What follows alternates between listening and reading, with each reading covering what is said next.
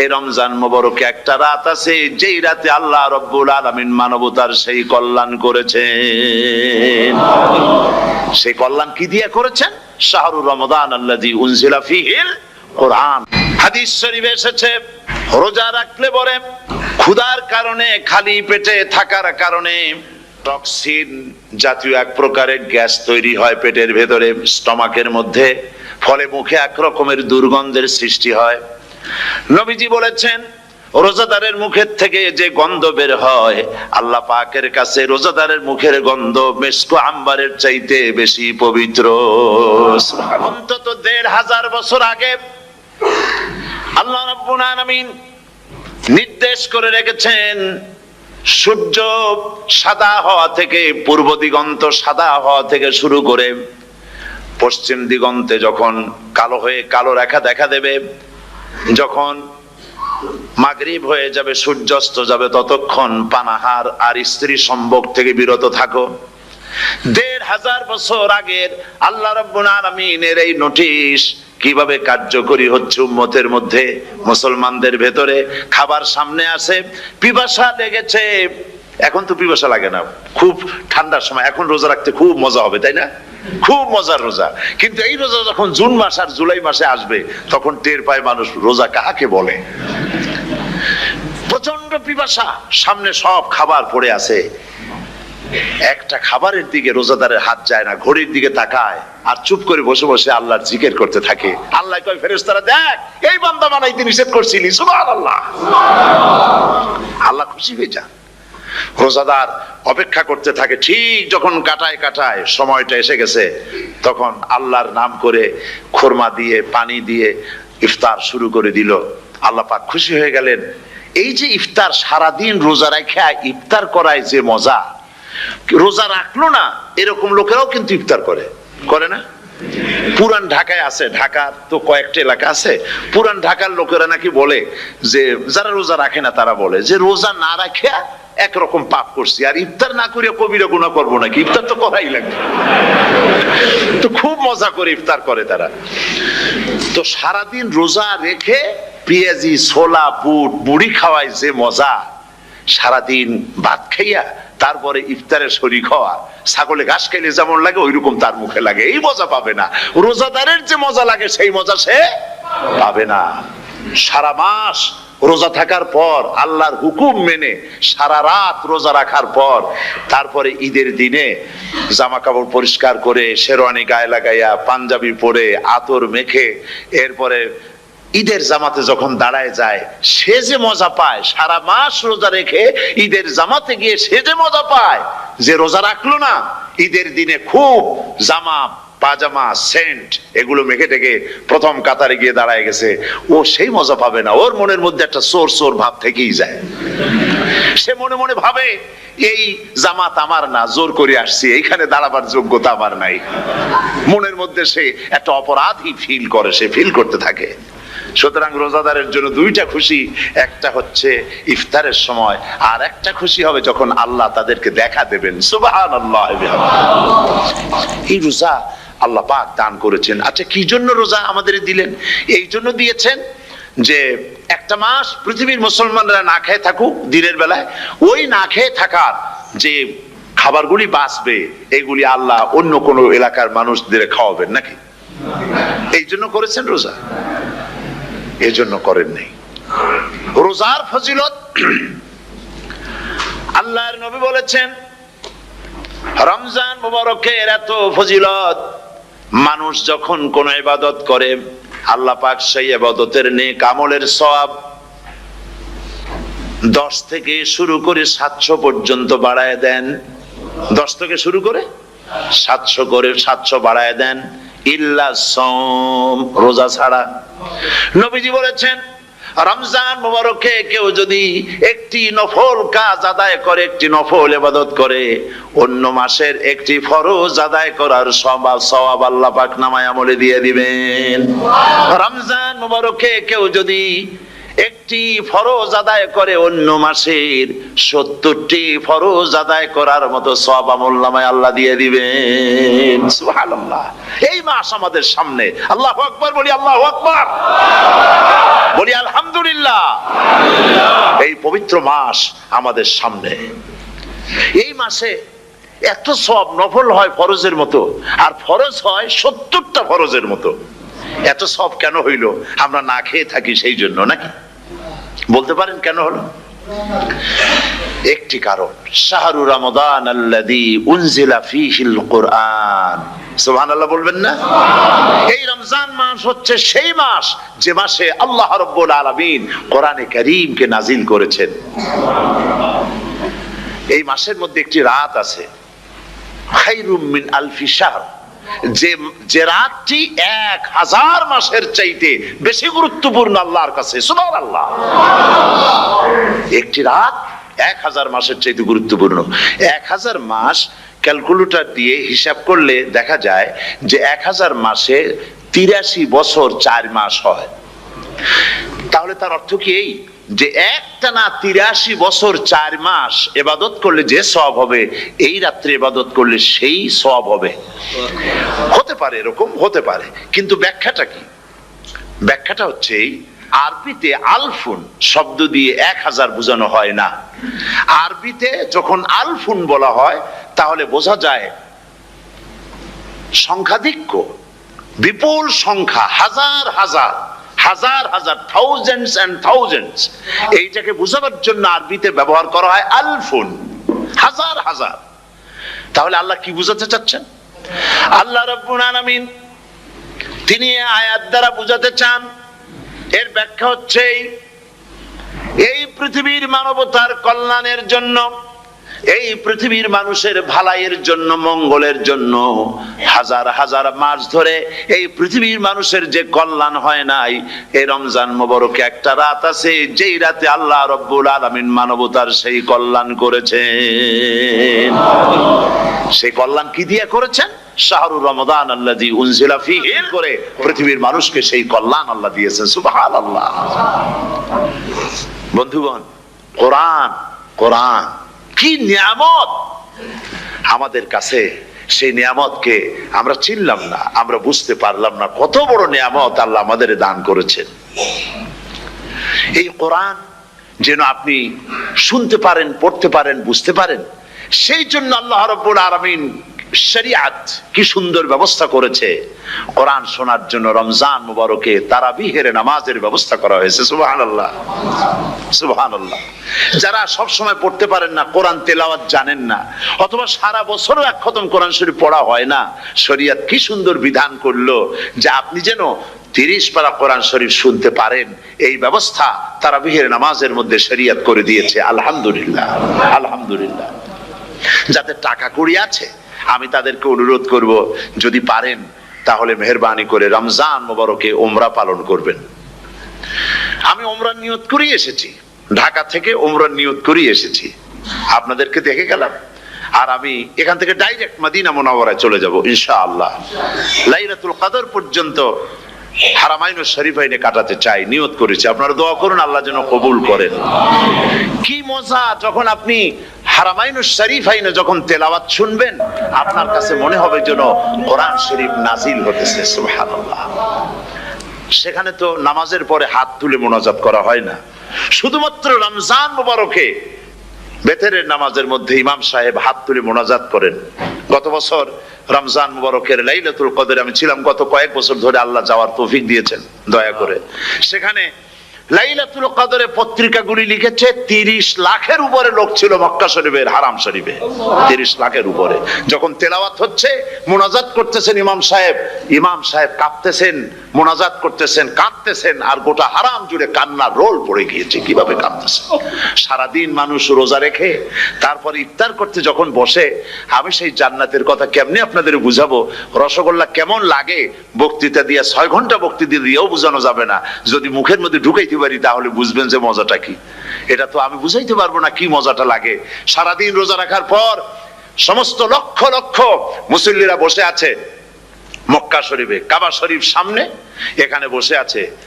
রোজাদারের সামনে আছে জমজমের পানি আর মদিনা মুনাওয়ারার খুরমা, আল্লাহর ঘর সামনে, জান্নাতের থেকে আর কাকে বলে? সুবহানাল্লাহ। আর মসজিদে নববীর ভিতরে মদিনার আকর্ষণ কাশাস আলাদা।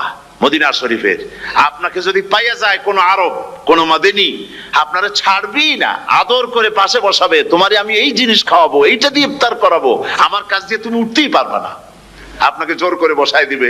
মসজিদে নববীতে রিয়াদুল জান্নাহ রাসূল করিম সাল্লাল্লাহু আলাইহি ওয়াসাল্লামের কবর শরীফের কাছে বসে আপনি ইফতার করতেছেন, কত বড় নসিব।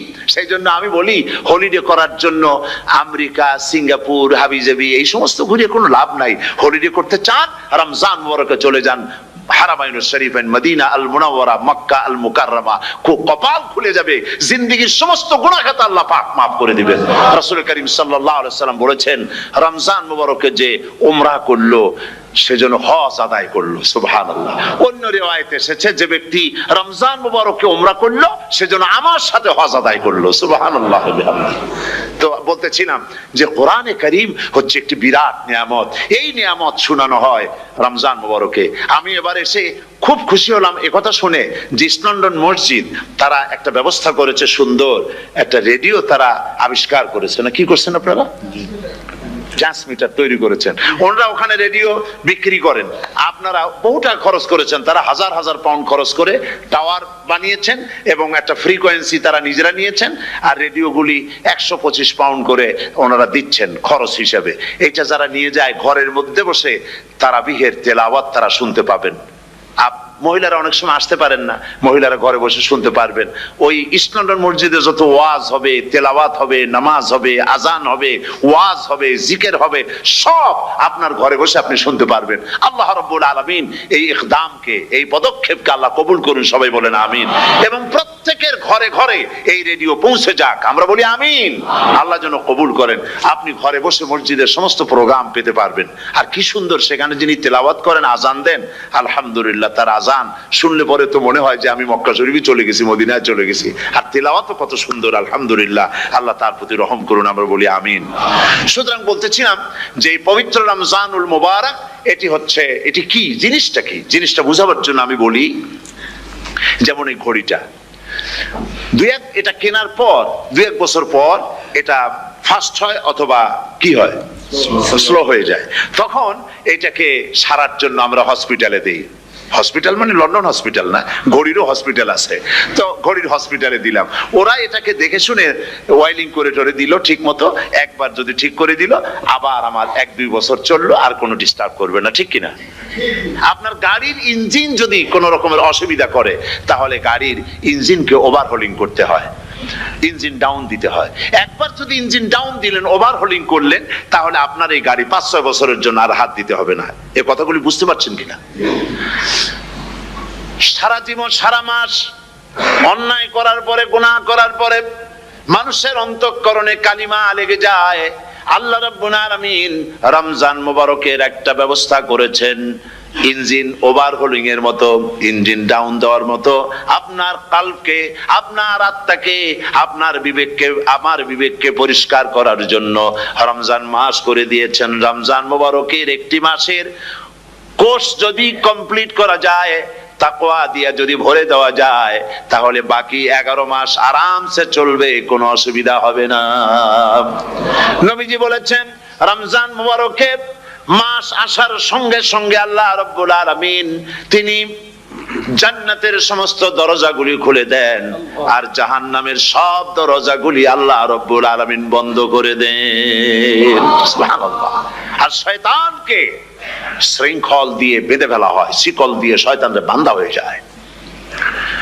এই হাদিসটা যখনই শুনাই বিভিন্ন জায়গায়, লোকেরা বিভিন্ন জায়গায় প্রশ্ন করে, হুজুর কোন তো যে শয়তানরে বাঁধতে হয়, কিন্তু রমজান মাস হতো লোকেরা মদ খায়, মিথ্যা কথা কয়, তাহলে শয়তান বাঁধা থাকলো কেমনে?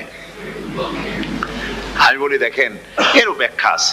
এর ব্যাখ্যা হলো এই, কোন কোন ঘড়ি আছে একবার চাবি দিলে 6 মাস চলে, আর একবার চাবি দিলে 2 বছর চলে, আবার চাবি দিলে লাইফ চলে যায়। এরকমের ঘড়িও আছে। কোন কোন মানুষের শয়তানে এমন চাবি দিছে যে চাবিতে 6 মাস চলে, কোনটায় 10 মাস চলে, কোনটায় বছর চলে। রোজার মাসেও যারা গুনাহ করে শয়তানি এমন চাবি দিছে যে রোজার মাসেও বন্ধ হচ্ছে না। এরা শয়তানের খপ্পরে পড়ে গেছে। আল্লাহ এই চাবি থেকে মুসলমানদেরকে হেফাজত করুন, বলি আমিন। জোরে বলেন আমিন।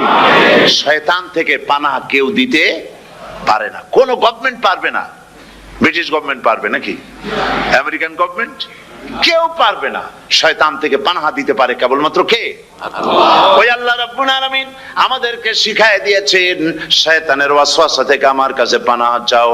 আউযু বিল্লাহি মিনাশ শাইতানির রাজিম। বিতাড়িত মরদুদ শয়তানের ওয়াসওয়াসা থেকে পানাহ চাই, আল্লাহর কাছে পানাহ চাও।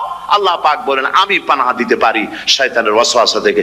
শয়তান থেকে আশ্রয় একমাত্র সিকিউরড, নিরাপত্তা পেয়েছেন আল্লাহর পয়গম্বরেরা। সুবহানাল্লাহ। আম্বিয়া আলাইহিমুস সালাম তারা আল্লাহ কর্তৃক নিয়ন্ত্রিত। শয়তানের ক্ষমতা নাই পয়গম্বরদের কাছে যাওয়া। চতুর সীমানার ভেতরে শয়তান প্রবেশ করে কোন নবীকে ওয়াসওয়াসা দিতে পারবে না, বলি সুবহানাল্লাহ। এই জন্য শয়তান থেকে বেঁচে যাওয়া, শয়তানের ওয়াসওয়াসা থেকে বাঁচা খুবই কঠিন। সেই জন্য আল্লাহ পাক বলছে শয়তানকে বেঁধে রাখা হয়, জান্নাতের সমস্ত দরজা খোলা, জাহান্নামের সমস্ত দরজা বন্ধ হয়ে যায়। এই নিয়ামতের মাস আমাদের সামনে।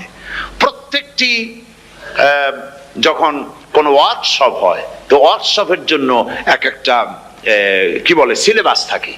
রমজান মুবারক একটা ওয়ার্কশপ। এই ওয়ার্কশপের মধ্যে একটা সিলেবাস আছে, সেই সিলেবাসের নাম হচ্ছে কোরআন। কোরআন কোরআন কোরআন নাজিলের মাসে আমরা কি কোরআন তেলাওয়াত করি? বলেন। রোজা হচ্ছে, হাদিস শরীফের মধ্যে বলা হয়েছে আস-সাওমু জুন্নাহ, রোজা হচ্ছে ঢাল। রোজা কি কন্ত? ঢাল। বোঝেন তো ঢাল কি? প্রোটেক্টর। আপনি জিহাদের ময়দানে, যুদ্ধের ময়দানে নিরাপত্তার জন্য, বাইরের থেকে আক্রমণকে ভিড়াবার জন্য কি ব্যবহার করেন? ঢাল ব্যবহার করেন। রোজা হচ্ছে ঢাল। শয়তানের সমস্ত আক্রমণ থেকে বাঁচার জন্য রোজা হচ্ছে ঢাল। রোজার দিনে কেউ যদি আপনার সাথে ঝগড়া করে, তাহলে রাসূল বলেছেন তুমি বলো, তুমি ঝগড়ায় প্রবৃত্ত হবে না। তোমার সাথে যদি কেউ ঝগড়া করে, তুমি বলবে ইন্নী সাইম, আমি রোজাদার। আমি তোমার মতো ঝগড়া করতে আমিও পারি, আমি তোমার মতো গালাগালি দিতে পারি, কিন্তু আমি দেব না, ঝগড়াও করব না, গালিও দেব না, মারামারিও করব না, কারণ আমি রোজাদার। সুবহানাল্লাহ। রোজা আপনাকে গুনাহ থেকে বাঁচায় দেবে। দেখেন রোজা কিভাবে গুনাহ থেকে বাঁচায়। মিথ্যেবাদী, মিথ্যেবাদী সারাক্ষণ মিথ্যে কথা বলে, কিন্তু রোজার মাস আসছে। এখন মিথ্যাবাদী যারা, তাদের ঘনিষ্ঠ লোকদের কাছে শুনেছি যে তারা বলে, যদি কোনো লোক দিনের বেলা আইসা যায় আর এমন কথা, যে কথা বলতে গেলে মিথ্যা বলা ছাড়া উপায় নাই তার জন্য, সে তখন বলে ভাই তুমি তো অসময় আসছো, এখন আমি খুব ব্যস্ত, আই এম ভেরি বিজি, তুমি রাত্রে আসো। কথা বুঝতে পেরেছেন তো? রোজা হচ্ছে কি? রোজাটা কি বলে? ঢাল। কোন মেয়ে লোকের দিকে চোখ পড়লো, আহা আমি তো রোজাদার, চোখকে সাথে সাথে নিচে নামায় ফেললো। গানের আওয়াজ আসলো, আমি তো রোজাদার, সে গানটা শুনলো না। কাজী সমস্ত গুনাহ থেকে বাঁচার জন্য রোজা একটা বিরাট হাতিয়ার। সুবহানাল্লাহ। এই মাসে আল্লাহ রাব্বুল আলামিন এই মাসটা, এই রোজাটা কেন দিয়েছেন? লাআল্লাকুম তাত্তাকুন, ইয়া আইয়ুহাল্লাযীনা আমানু কুতিবা আলাইকুমুস সিয়ামু কামা কুতিবা আলাল্লাযীনা মিন ক্বাবলিকুম লাআল্লাকুম তাত্তাকুন। হে বিশ্বাসীরা, তোমরা যারা ঈমান এনেছো, শোনো, আমি রোজাকে তোমাদের জন্য ফরজ করেছি, যেমন করে ফরজ করেছিলাম তোমাদের পূর্বপুরুষদের উপরে। রোজা শুধু আমাদের উপরে ফরজ হয়েছে তা না, আমাদের আগে যারা যেসব নবীরা আসছিলেন তাদের উপর রোজা কি ছিল? ফরজ ছিল। সুতরাং এই রোজা তোমাদের উপরে ফরজ। এই জন্য লাআল্লাকুম তাত্তাকুন, যাতে করে তোমরা কি হতে পারো? পরেজগার হতে পারো। কি হতে পারো? পরেজগার, মুত্তাকি হতে পারো, আল্লাহকে ভয় করতে পারো। একমাত্র আল্লাহর ভয় মানুষকে ভালো বানাতে পারে। একটা মানুষ জান্নাতে যাওয়ার জন্য, জাহান্নাম থেকে বাঁচার জন্য একটা জিনিস, কয়টা জিনিস বলেন? একটি জিনিস যদি ভেতরে থাকে তাহলে সমস্ত গুনাহ থেকে বাঁচতে পারে। আর একটি জিনিস যদি না থাকে তাহলে এমন কোন কাজ নাই পৃথিবীতে যা সে করতে পারে না। সেই কাজটার নাম কি? তাকওয়া। সবাই বলেন কাজটার নাম কি? তাকওয়া। যদি ভেতরে আল্লাহ পাকের ভয় থাকে, রব্বুল আলামিন আমাকে দেখছেন, তিনি আমাকে শুনতেছেন, এই ভয় যদি অন্তঃকরণের ভিতরে থাকে, তাহলে এই লোকটি কোনো গুনাহের কাজ করতে পারবে না, মিথ্যা বলতে পারবে না, ওজনে কম দিতে পারবে না, খাদ্যে ভেজাল দিতে পারবে না, শয়তানি বদমাশি করতে পারবে না। আর যদি এই জিনিসটির অভাব থাকে, যদি তাকওয়া না থাকে, তাহলে সমস্ত অন্যায় কাজ সে করতে পারবে। এই জন্য আল্লাহ রাব্বুল আলামিন বলেন, রোজা এই জন্য দান করেছে যাতে করে, রোজার মাস এই জন্য দিলাম, লাআল্লাকুম তাত্তাকুন, তোমাদের ভিতরে তাকওয়ার সৃষ্টি হয়। এই ওয়াজ আমি আপনাদের সামনে অনেকবার করেছি। হযরত ওমর রাদিয়াল্লাহু তাআলা আনহু রাতের বেলায় ঘুরতে ঘুরতে দেখেন এক বাড়িতে আলো জ্বলছে, শেষ রাত। এই রাত্রে বাড়িতে আলো জ্বলে কেন? ভাবলেন কোন অসুখ বিসুখ হলো নাকি। তো উনি কাছে গেছেন, গিয়ে কান পেতে শুনতেছেন বাড়ির মালিক বুড়ি তার যুবতী মেয়েকে ডেকে বলছে, মা ওঠো, তাড়াতাড়ি ওঠো। কেন? কয় যে সকাল তো হয়ে গেল, দুধ দই এনেছি, আমি দুধ এনে রাখছি, এখন তুমি পরিমাণ মতো সবটা পাত্রে পানি দিয়ে ভরে দাও, তাহলে ওজন বেশি হবে আর আমরা ভালো লাভ করতে পারবো। মেয়ে বলছে, মা তুমি বলো কি, এটা আমার দ্বারা সম্ভব না। কেন সম্ভব নয়? হযরত ওমর এক ফরমান জারি করেছেন, তিনি বলেছেন পানিতে দুধের মধ্যে পানি মিশাতে নিষেধ করেছেন। তাছাড়া রাসূল করিম সাল্লাল্লাহু আলাইহি ওয়াসাল্লাম খাদ্যদ্রব্যে ভেজাল দিতে নিষেধ করেছেন। কাজী হযরত ওমরের এই নির্দেশকে আমি অমান্য করতে পারবো না। হযরত ইউনূস আলাইহিস সালাম মাছের পেটের ভিতরে বসে যেই চিৎকার মেরেছিলেন কেউ শুনতে পায় নাই, পানির ভিতরে কেউ শোনে নাই, জমিনে কেউ শোনে নাই, অন্তরিক্ষেও কেউ শুনতে পায় নাই। আল্লাহ রাব্বুল আলামিন বলেন, আমি আরশের মালিক ইউনূসের চিৎকার আমি শুনেছি, শুধু শুনি নাই, জবাবও দিয়ে দিয়েছি।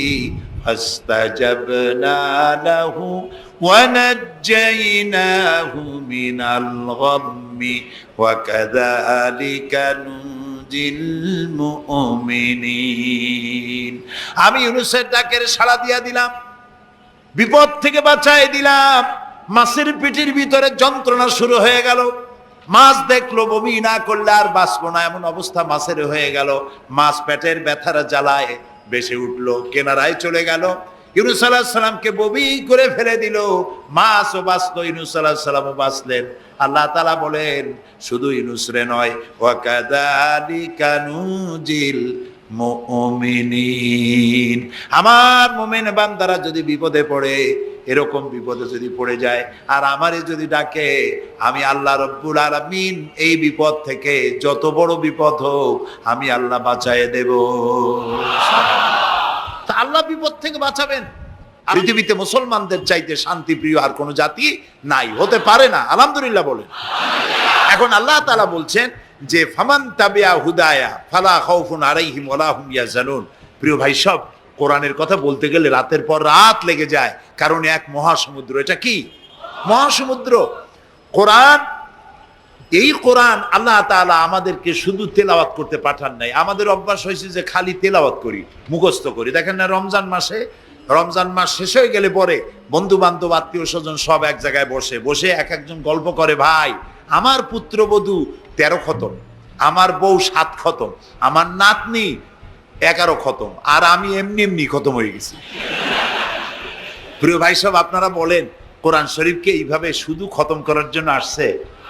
আমি কিন্তু আপনাদের কোরআন শরীফ পড়া বা খতম করা নিষেধ করছি না। আমি উদ্দেশ্য বোঝাতে চাচ্ছি, আল্লাহ তাআলা এই কোরআনের জন্য নাজিল করেন নাই যে আমরা জ্বলবো আর পড়বো আর বুঝবো না। আচ্ছা ভাই, একটা বইয়ের নাম কোন তো পৃথিবীতে, একটা বইয়ের নাম আমাকে শুনান যে বইটা মানুষেরা না বুঝে পড়ে। পারবেন বলতে? পারবেন না। এমনকি আপনার ছোট্ট বাচ্চা কেজি 1, কেজি 2, কেজি 3-তে পড়ে, বা কি জানি করে নার্সারি গ্রুপে পড়ে, তারেও দেখবেন প্রত্যেকটা শব্দ বানান করিয়া অর্থ সহকারে বুঝে পড়ে। বলেন ঠিক কিনা? কিন্তু কপাল পোড়া মুসলমান জাতি একমাত্র মাজলুম কিতাব, আল্লাহর কিতাব কোরআন শরীফ পড়ে, অথচ কিছু বোঝে না। ঠিক কিনা? আমি যদি এখন জিজ্ঞেস করি যে আপনারা কোরআন বুঝে পড়তে পারেন কয়জন, হাত তোলেন। যদি বলি হাত কি কম বেশি উঠবে না কম উঠবে? সেই জন্য হাত উঠাইতে বললাম না। এটা আমাদের জন্য কপাল পোড়ার লক্ষণ। কি পোড়ার লক্ষণ? বিশ্বাস করুন ভাই, কোরআন শরীফ তাবিজ লেখার জন্য আসে নাই, কোরআন শরীফ ঝুলে ঝুলে আপনি পড়বেন এই জন্য আসে নাই। কোরআন আসছে তেলাওয়াত করবেন, বুঝবেন, আমল করবেন। হাদিস শরীফে এসেছে কোন কোন সাহাবীর এক একটা সূরা শেষ করতে বছরের পর বছর চলে যেত। কারণ কি? কারণ হলো তারা এক একটি আয়াত পড়তেন, বুঝতেন, বাস্তব জীবনে আমল করতেন, আরেকটা আয়াত পড়তেন, বুঝতেন, আমল করতেন, তারপরে আবার আরেকটা পড়তেন, আমল করতেন। এভাবে করে সাহাবীরা কোরআন পড়তেন, বুঝতেন, আমল করতেন। ফলে এই সাহাবীরা যখন বিয়ে শাদী করতেন, সাহাবীরা যখন ব্যবসা বাণিজ্য করতেন, সাহাবীরা যখন কেনা বেচা করতেন, পারিবারিক জীবন যাপন করতেন, হাঁটাচলা করতেন, তখন মানুষেরা বুঝতে পারত, অনুভব করতে পারত যেন জীবন্ত কোরআন শরীফ চলাফেরা করছে। কোরআন যাদের কাছে, তাদের আমলের মধ্যে পরিবর্তন আসতে হবে। তো এরকম একটা বৈপ্লবিক কিতাব যাদের কাছে, তাদের তো আমলের মধ্যে পরিবর্তন আসবে। কি পরিবর্তন আসবে? এরা যদি ব্যবসায়ী হয় ওজনে কম দেবে না। সুবহানাল্লাহ কবেন না? আর এখন আমরা যা করি সুবহানাল্লাহ থুইয়া খালি নাউজুবিল্লাহ কোয়া দরকার, ঠিক কিনা ভাই? মুসলমানের চাইতে এত ওজনে কম দেওয়ার লোক আর আছে কিনা সন্দেহ। ওজনে দেবে কম, খাদ্যে দেবে ভেজাল, সাক্ষী দেবে তো মিথ্যা সাক্ষী দেবে, ওয়াদা খেলাপ করবে, আমানতের খেয়ানত করবে, এরপরে ধার করবে, টাকা শোধ করবে না, ছেলে দিয়ে বলবে বলো আব্বা বাড়ি নেই। এখন সে যাইয়া যে টাকা চাইতে আসছে তাহলে বলে যে আব্বা বলছেন আব্বা নাকি বাড়ি নেই। বুঝতে পারছেন কথা? এই হলো মুসলমান। নাউজুবিল্লাহ কোন। এই জন্য আল্লাহ তাআলা নবী বলেছেন ওয়ামান আমেলা বিহি উজরা, যে ব্যক্তি কোরআন পড়বে, আমল করবে, আল্লাহ তাকে পুরস্কার দিবেন। কোথায় কোথায় দেবেন কোন তো? দুই জায়গায় দেবে, ইহকালেও দেবে, পরকালেও দিবে। দুনিয়ার পুরস্কারটা কি? দুনিয়ার পুরস্কারটা হলো যে চিন্তা থাকবে না, আর কোনো ভয় থাকবে না। ভয় থাকবে না কিসের? ভয় থাকবে না যেই সমাজে কোরআন মানা হবে, যেই সমাজের আইনের উৎস হবে কোরআন, ওই সমাজের মধ্যে চুরি, ডাকাতি, জেনা, ব্যভিচার, হত্যা, ধর্ষণ থাকবে না। কাজী ভীতি শূন্য, সমৃদ্ধিপূর্ণ, নিরাপত্তাপূর্ণ একটি সুন্দর সমাজ উপহার দেবে এই কোরআন। সুবহানাল্লাহ। সেই কোরআন আমরা তাবিজ বানাইছি, এটারে গোলাইয়া এই কোরআন শরীফের পাতা লিখিয়া তারপরে কি জানি কয় পানির মধ্যে দিয়ে গোলাইয়া এগুলি খাওয়া হয়, মাদুলির মধ্যে ঢুকাইয়া গলার মধ্যে ঝুলানো হয়। দেখেন এই বাংলাদেশে যেসব কোরআন শরীফ ছাপা হয়, এই সব কোরআন শরীফের দুরবস্থা। এটা আছে কিনা আমি জানি না, আলহামদুলিল্লাহ এটা নাই। কোন কোন কোরআন শরীফ যে বাংলাদেশে ছাপা হয় সেগুলিতে লেখা থাকে সূরায়ে মায়দার নকশা, সূরা ইউসুফের নকশা, সূরায়ে বনি ইসরাইলের নকশা। এই নকশা লিখা গলায় ঝুলাইলে পেটে পেটে ভালো হবে, ওই নকশা ঝুলাইলে মেয়ের বিয়ে হবে তাড়াতাড়ি, এই নকশা ঝুলাইলে যে মেয়েকে পছন্দ করো বিয়ে করতে পারবা তাড়াতাড়ি। নাউজুবিল্লাহ কর। নকশার মধ্যে আছে কি? নকশার ভিতরে আছে 1293, 1711, 513 হাবিজাবি কতগুলো নাম্বার দিয়া তারপরে লাল কালি দিয়ে দাগ দিয়ে দিয়ে ধান্দাবাজি করা। এরপরে ওই ধান্দাবাজি তাবিজের কোনায় কোনায় লেখে ইয়া জিব্রাইলো, ইয়া মিকাইলো, ইয়া ইসরাফিলো, ইয়া আজরাইলো। উপরে লেখে ইয়া বদুহ, নিচে লেখে ইয়া বদুহ। আমি একজন তাবিজ লেখককে জিজ্ঞেস করলাম, ভাই ইয়া আজরাইলু ইয়া মিকাইলু তো বুঝলাম, ইয়া বদুহ কি? কয়েছে হুজুর আমি নিজেও বুঝি না বদুহ কি। এই হলো তাবিজ। এই তাবিজ লেখার জন্য আল্লাহ তাআলা কোরআন নাজিল করেন নাই। কথা কি বুঝে আসছে? তাবিজের জন্য আসে নাই, তদবিরের জন্য আসে নাই, শুধু পড়ব এজন্য আসে নাই। কোরআন এসেছে বোঝার জন্য, তেলাওয়াতের জন্য, বোঝার জন্য, কোরআন অনুযায়ী জীবন গড়ার জন্য। আল্লাহর নবী তাই বলেন ওয়ামান আমেলা বিহি উজরা, কোরআন শরীফ যে পড়বে আর আমল করবে, দুনিয়ায় শান্তি দেওয়া হবে, আখিরাতেও পুরস্কৃত করা হবে। আখিরাতের পুরস্কারটা কি? নবীজি বলেছেন মান কারাল কোরআনা ফাস্তাজহারাহু ফাহাল্লা হালালাহু ওয়া হাররামা হারামাহু আদখালাহুল্লাহুল জান্নাহ ওয়া শাফাআহু ফি আশরাতিন মিন আহলি বাইতিহি কুল্লুহুম কাদ ওয়াজাবাত লাহুন নার। সাদাকান নবী সাল্লাল্লাহু আলাইহি ওয়াসাল্লাম। নবী করিম সাল্লাল্লাহু আলাইহি ওয়াসাল্লাম বলেছেন যে ব্যক্তি কোরআন পড়লো, বুঝলো, আর কোরআনের হালালকে হালাল জেনে চললো, হারাম থেকে বিরত থাকলো আর কোরআনের আইনকে প্রতিষ্ঠিত করার আন্দোলনে শরীক হলো। সুবহানাল্লাহ গণ। এরকম লোককে আল্লাহ তাআলা কিয়ামতের দিন জান্নাত দান করবেন। সুবহানাল্লাহ। ওয়ামান আমিলা বিহি উজরা ওয়ামান হাকামা বিহি আদালা। এই কোরআন শরীফ দিয়ে যে বিচার করবে আল্লাহ তাআলা বলছেন সেই করবে কেবলমাত্র জাস্টিস, কিসত, জাস্টিস, ইনসাফ কায়েম করতে পারবে, যে কোরআন দিয়ে বিচার ফয়সালা করবে। আমাদের দেশে এই যে কোর্ট কাছারি আদালত আছে, এই কোর্ট কাছারি আদালতগুলি কোরআন দিয়ে যদি বিচার করতেন সেটা ইনসাফ হতো। যেহেতু ইনসাফ, আল্লাহর চাইতে ইনসাফগার আর কেউ নাই। আছে কি বলেন? নাই। এখানে ধরুন একজন মানুষ যদি একজনের একটা ঠ্যাং ভাঙিয়ে ফেলাই দিল, তাহলে বিচার কি হবে? ব্রিটিশ ল যেটা আছে, বাংলাদেশ পেনাল কোড যেটা আছে, এই পেনাল কোডে বলা হবে যে সলিমউদ্দিন ঠ্যাং ভাঙছে বসিরউদ্দিন, যে ভাঙছে তার জন্য শাস্তি এই হবে 6 মাসের জেল, 2000 টাকা জরিমানা করে দিবে। এখন আপনি বলেন বিচার মাফে কি দিয়া? ইনসাফের প্রতীক কি? ইনসাফের প্রতীক দাড়িপাল্লা। এই দাড়িপাল্লায় এখন আপনি ওজন দেন ইনসাফ। ঠ্যাং ভাঙছে কার? সলিমউদ্দিন, তার ভাঙ্গা ঠ্যাং এক পাশে থন এক পাল্লায়। আর বসিরউদ্দিন ভাঙছে ঠ্যাং, সেই কারণে তার 2000 টাকা জরিমানা আর 6 মাসের জেল আর এক পাল্লায় রাখেন। এবার দাড়ি ধরে টান দেন, সমান হবে? যদি 50,000 টাকা জরিমানা হয় আর 6 বছরের জেল হয়, তাও কি সমান হবে? হবে না। সমান হবে কি হলে? সমান হবে ওই সলিমউদ্দিন ভাঙ্গা ঠ্যাং এক পাল্লায় দাও, আর যে ভাঙছে তার নাম কি? বসিরউদ্দিন। বসিরউদ্দিন কেউ যদি থাকেন রাগ করবেন না, আমি একটা দৃষ্টান্ত দিচ্ছি। এখন ওই বসিরউদ্দিন ভাঙ্গা, তারও একটা ঠ্যাং ভাঙ্গিয়া যদি এই পাল্লায় রাখেন, এখন যদি টান দেন তাহলে সমান হবে কিনা বলেন? এটা হচ্ছে কোরআন। এই কোরআন বলছে পায়ের বদলে পা, হাতের বদলে হাত, নাকের বদলে নাক, চোখের বদলে চোখ, জানের বদলে জান। সুবহানাল্লাহ। এটা ইনসাফ। এই ইনসাফ হচ্ছে কোরআনের দেওয়া ইনসাফ। সুতরাং আল্লাহ তাআলা নবী বলছেন ওয়ামান হাকামা বিহি আদালা, যে ব্যক্তি এই কোরআন দিয়ে বিচার ফয়সালা করবে, যে ব্যক্তি, যে পরিবার, যে সমাজ, তারা ইনসাফ কায়েম করতে পারবে। যেহেতু আল্লাহর চাইতে ইনসাফগার পৃথিবীতে আর কেউ নাই, আকাশেও নাই, জমিনেও নাই। রাসূলুল্লাহ বলছেন ওয়ামান দা ইলাইহি হুদিয়া ইলা সিরাতিল মুস্তাকিম, যে ব্যক্তি কোরআনের দিকে মানুষকে দাওয়াত দেয়, সেই একটি সহজ সরল রাস্তার দিকে দাওয়াত দেয়, যে রাস্তার শুরু পৃথিবী থেকে আর রাস্তার শেষ জান্নাতুল ফেরদাউসে গিয়া। সুবহানাল্লাহ। এটা হচ্ছে সেই কোরআন। বুঝতে না পারার কারণে আমরা বিপদে পড়েছি। প্রিয় ভাই সব, আপনারা আছেন কষ্টে, বসেছেন পানির মধ্যে, আছেন দাঁড়াইয়া, মাথার উপরে ছেঁড়া সামিয়ানা বিরক্ত করছে। আমি লম্বা করতে চাই না, অল্পের মধ্যে ছেড়ে দেই, যাতে করে আপনাদেরও সুবিধা হয়, কষ্ট না হয়।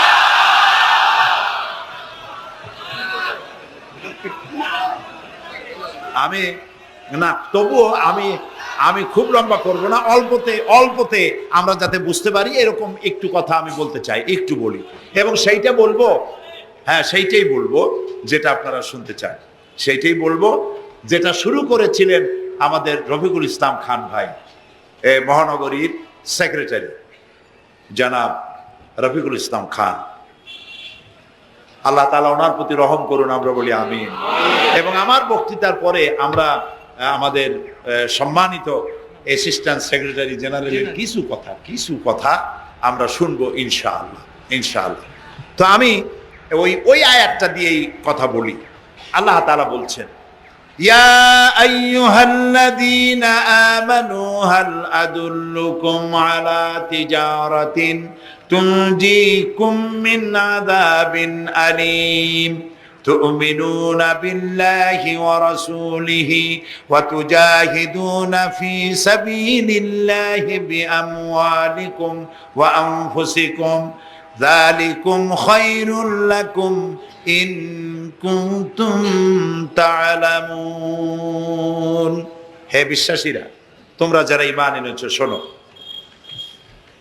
হাল আদুল্লুকুম আলা তিজারাতিন, আমি কি তোমাদেরকে এমন একটি ব্যবসার কথা বলবো না যে ব্যবসায় তোমাদেরকে জাহান্নামের কঠিন শাস্তি থেকে তোমাদেরকে রক্ষা করবে? এমন একটি ব্যবসার কথা বলবো না? তার মানে অবশ্যই এরকম একটা ব্যবসার কথা আমি তোমাদের বলবো যে ব্যবসা তোমাদেরকে জাহান্নামের কঠিন শাস্তি থেকে বাঁচায় দেবে। সুবহানাল্লাহ বলি। জাহান্নাম থেকে বাঁচাবার জন্য ব্যবসা শেখাচ্ছেন কে? আল্লাহ। এবার দেখেন, ব্যবসা এটা করলে লাভও আছে, নোকসানও আছে, ঠিক না? বলেন আছে কিনা? লস এন্ড প্রফিট এর মধ্যে থাকবে। কিন্তু আল্লাহ রাব্বুল আলামিন বলেন, আমার সঙ্গে যে ব্যবসা করবে ওই ব্যবসাটা হচ্ছে তিজারাতান লান তাবুর। আমার সাথে যে ব্যবসাটা করবা এই ব্যবসায় কোনো নোকসান নাই, শুধু লাভ লাভ আর লাভ। কে বলতেছেন? এরকম একটা ব্যবসা করবেন? আমি জানি আমরা লাভের ব্যাপারে খুব আছি, নোকসানে আমরা কেউ নাই। মানুষ লেখাপড়া জানুক আর না জানুক, লাভ যেখানে সেখানে মানুষ ঝাঁপ দেয় তাড়াতাড়ি। ওই যে বলে না যে এই হিসাব না জানলে কি হবে, কম দিলে টের পায়। আমরা লাভ খুব ভালোই বুঝি, এই জন্য এটা কোরআনও নয় হাদিসও নয়, একটি রূপক কথা। এক ব্যবসায়ী নেকে কিয়ামতের দিন হাজির করা হবে, ফেরেশতা তাকে বলবে যে আল্লাহর বান্দা, তোমার পাপ আর পুণ্য, নেক আর বদ এই দুটি সমান সমান হয়ে গেছে, 50-50। এখন কোন জায়গায় যাবা? কও বেহেশতে যাবা না দোজখে যাবা? ব্যবসায়ী লোকটা কিছু জানে না, সে কয় যে ফেরেশতা ভাই, আমি তো দোজখে চিনি না, বেহেশতেও চিনি না, সারা জীবন ব্যবসা করছি, যে জায়গায় গেলে আমার 2 টাকা লাভ হয় ওইখানে আমার পাঠাও। তো মানুষ লাভ খুব ভালো বোঝে এবং লাভের দিকে মানুষ ঝোঁকে বেশি। এই জন্য আল্লাহ তাআলা বলছেন, হাল আদুল্লুকুম আলা তিজারাতিন তুনজিকুম মিন আযাবিন আলিম, যেটা লাভ আর লাভ। আমার সাথে ব্যবসা করো, শুধু লাভ হবে। তো এই ব্যবসার মধ্যে পুঁজি হলো 3টা। ব্যবসার মধ্যে পুঁজি কয়টা? 3টা। আল্লাহ রাব্বুল আলামিন বলেন, তুমিনুনা বিল্লাহি ওয়া রাসূলিহি ওয়া তুজাহিদুনা ফি সাবিলিল্লাহ। 3টি পুঁজি। একটি হলো আল্লাহর প্রতি ঈমান, রাসূলের প্রতি ঈমান এবং আল্লাহর রাস্তায় জিহাদ করা মাল দিয়া জান দিয়া। এই কয়টা হলো? 3টা। চলুন এই 3টি কথার ব্যাখ্যা করে তারপরে মোনাজাত করব সংক্ষেপে, যেন আমরা আল্লাহর সাথে ব্যবসাটা শুরু করতে পারি আজকে থেকেই। আল্লাহ যেন তৌফিক দেন, বলেন আমিন। 1 নম্বর হচ্ছে তুমিনুনা বিল্লাহ, আল্লাহর প্রতি বিশ্বাস, আল্লাহর প্রতি ঈমান। বলেন আল্লাহর প্রতি ঈমান। এখন আপনারা বলবেন যে এটা তো কোনো নতুন কথা হলো না, আল্লাহর প্রতি ঈমান আনছি, যদি ঈমানই না থাকতো তাহলে কি বৃষ্টির মধ্যে এই পানির মধ্যে আমরা কি বসে থাকতাম? 100% সত্য কথা। ঈমান না থাকলে কেউ আসতেনও না, আর এই পানির মধ্যে, ঝড়ের মধ্যে বাঁশ ভাঙ্গে মাথায় পড়তে পারে এই ঝুঁকি নিয়ে বসতেন না, ঠিক কিনা ভাই? আমরা সবাই ঈমানদার। তবে আল্লাহর উপর ঈমান আনতে হলে 4টি শর্ত লাগে। কয়টি শর্ত? 4টি শর্ত ফুলফিল করলে আল্লাহর উপর ঈমান এনেছি বলে প্রমাণিত হবে। নইলে আল্লাহ আছে এ কথা নুরা পাগলাও বলছে। নুরা পাগলার বলা আর আপনার আমার বলা এটা তো এক হওয়ার কথা না, ঠিক কিনা বলে? তা আল্লাহর উপর ঈমান আনতে হলে শর্ত কয়টা? 4টা। 1 নম্বরের শর্ত হলো আল্লাহর জাত সম্পর্কে স্বীকার করে নেওয়া, আল্লাহর অস্তিত্ব, আল্লাহ আছেন এটা মেনে নেওয়া। তো আল্লাহ আছেন এ ব্যাপারে আমাদের কোনো দ্বিমত নাই, ঠিক না? এবং কোরআনে কারীমের ছোট্ট একটি সূরায় আল্লাহ তাআলা তার নিজের জাত সম্পর্কে এভাবে বলেছেন, কুল হুয়াল্লাহু আহাদ। আমরা জানি না এই সূরা? পড়েন, কুল হুয়াল্লাহু আহাদ আল্লাহুস সামাদ লাম ইয়ালিদ ওয়া লাম ইউলাদ ওয়া লাম ইয়াকুল লাহু কুফুয়ান আহাদ।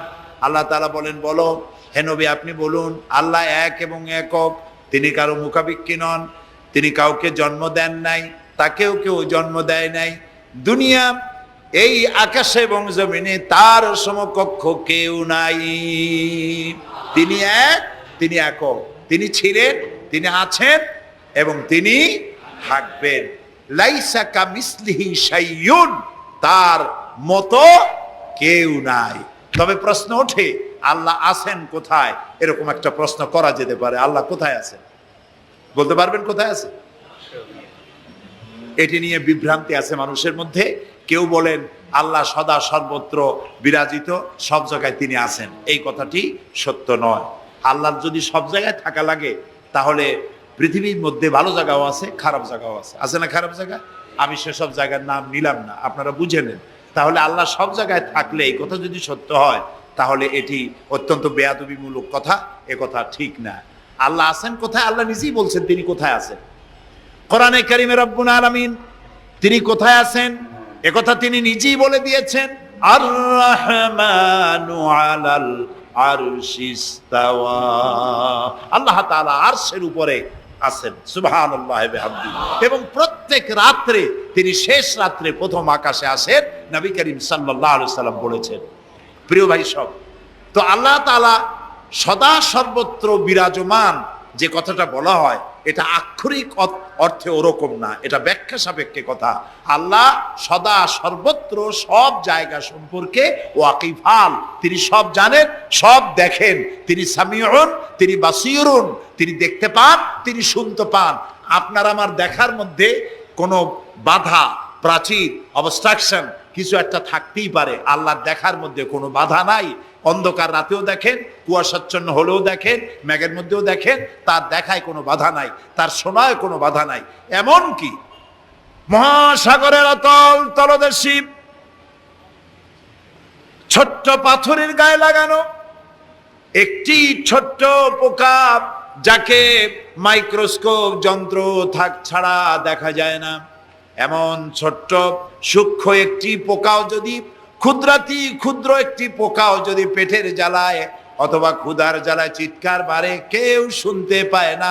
আরশের মালিক আল্লাহ রব্বুল আলামিন তা শুনতে পান।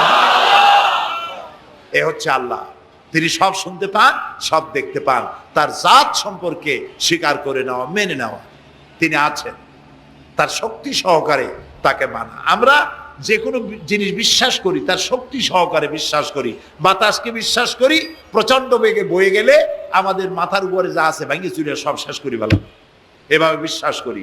পানিকে বিশ্বাস করি, সে চুবায়ে মারতে পারে, ডুবায়ে মারতে পারে, পানি চুবানো ভিজানো এ শক্তি পানির আছে। আমরা আগুনকে বিশ্বাস করি, জ্বালিয়ে পুড়িয়ে ছাই করে দিতে পারে, এভাবে আগুনের শক্তি সহকারে বিশ্বাস করি। সাপকে বিশ্বাস করি, বাঘকে বিশ্বাস করি, দংশন করলে, থাবা মারলে কাম সারা। পয়জনকে বিশ্বাস করি, খাইলে পরে মরে যেতে পারি, শক্তি সহকারে বিশ্বাস করি, ঠিক না? এখন আল্লাহরে বিশ্বাস করি, এই কথা শুধু বললেই হবে না, আল্লাহকে বিশ্বাস করতে হবে তার গুণ সহকারে।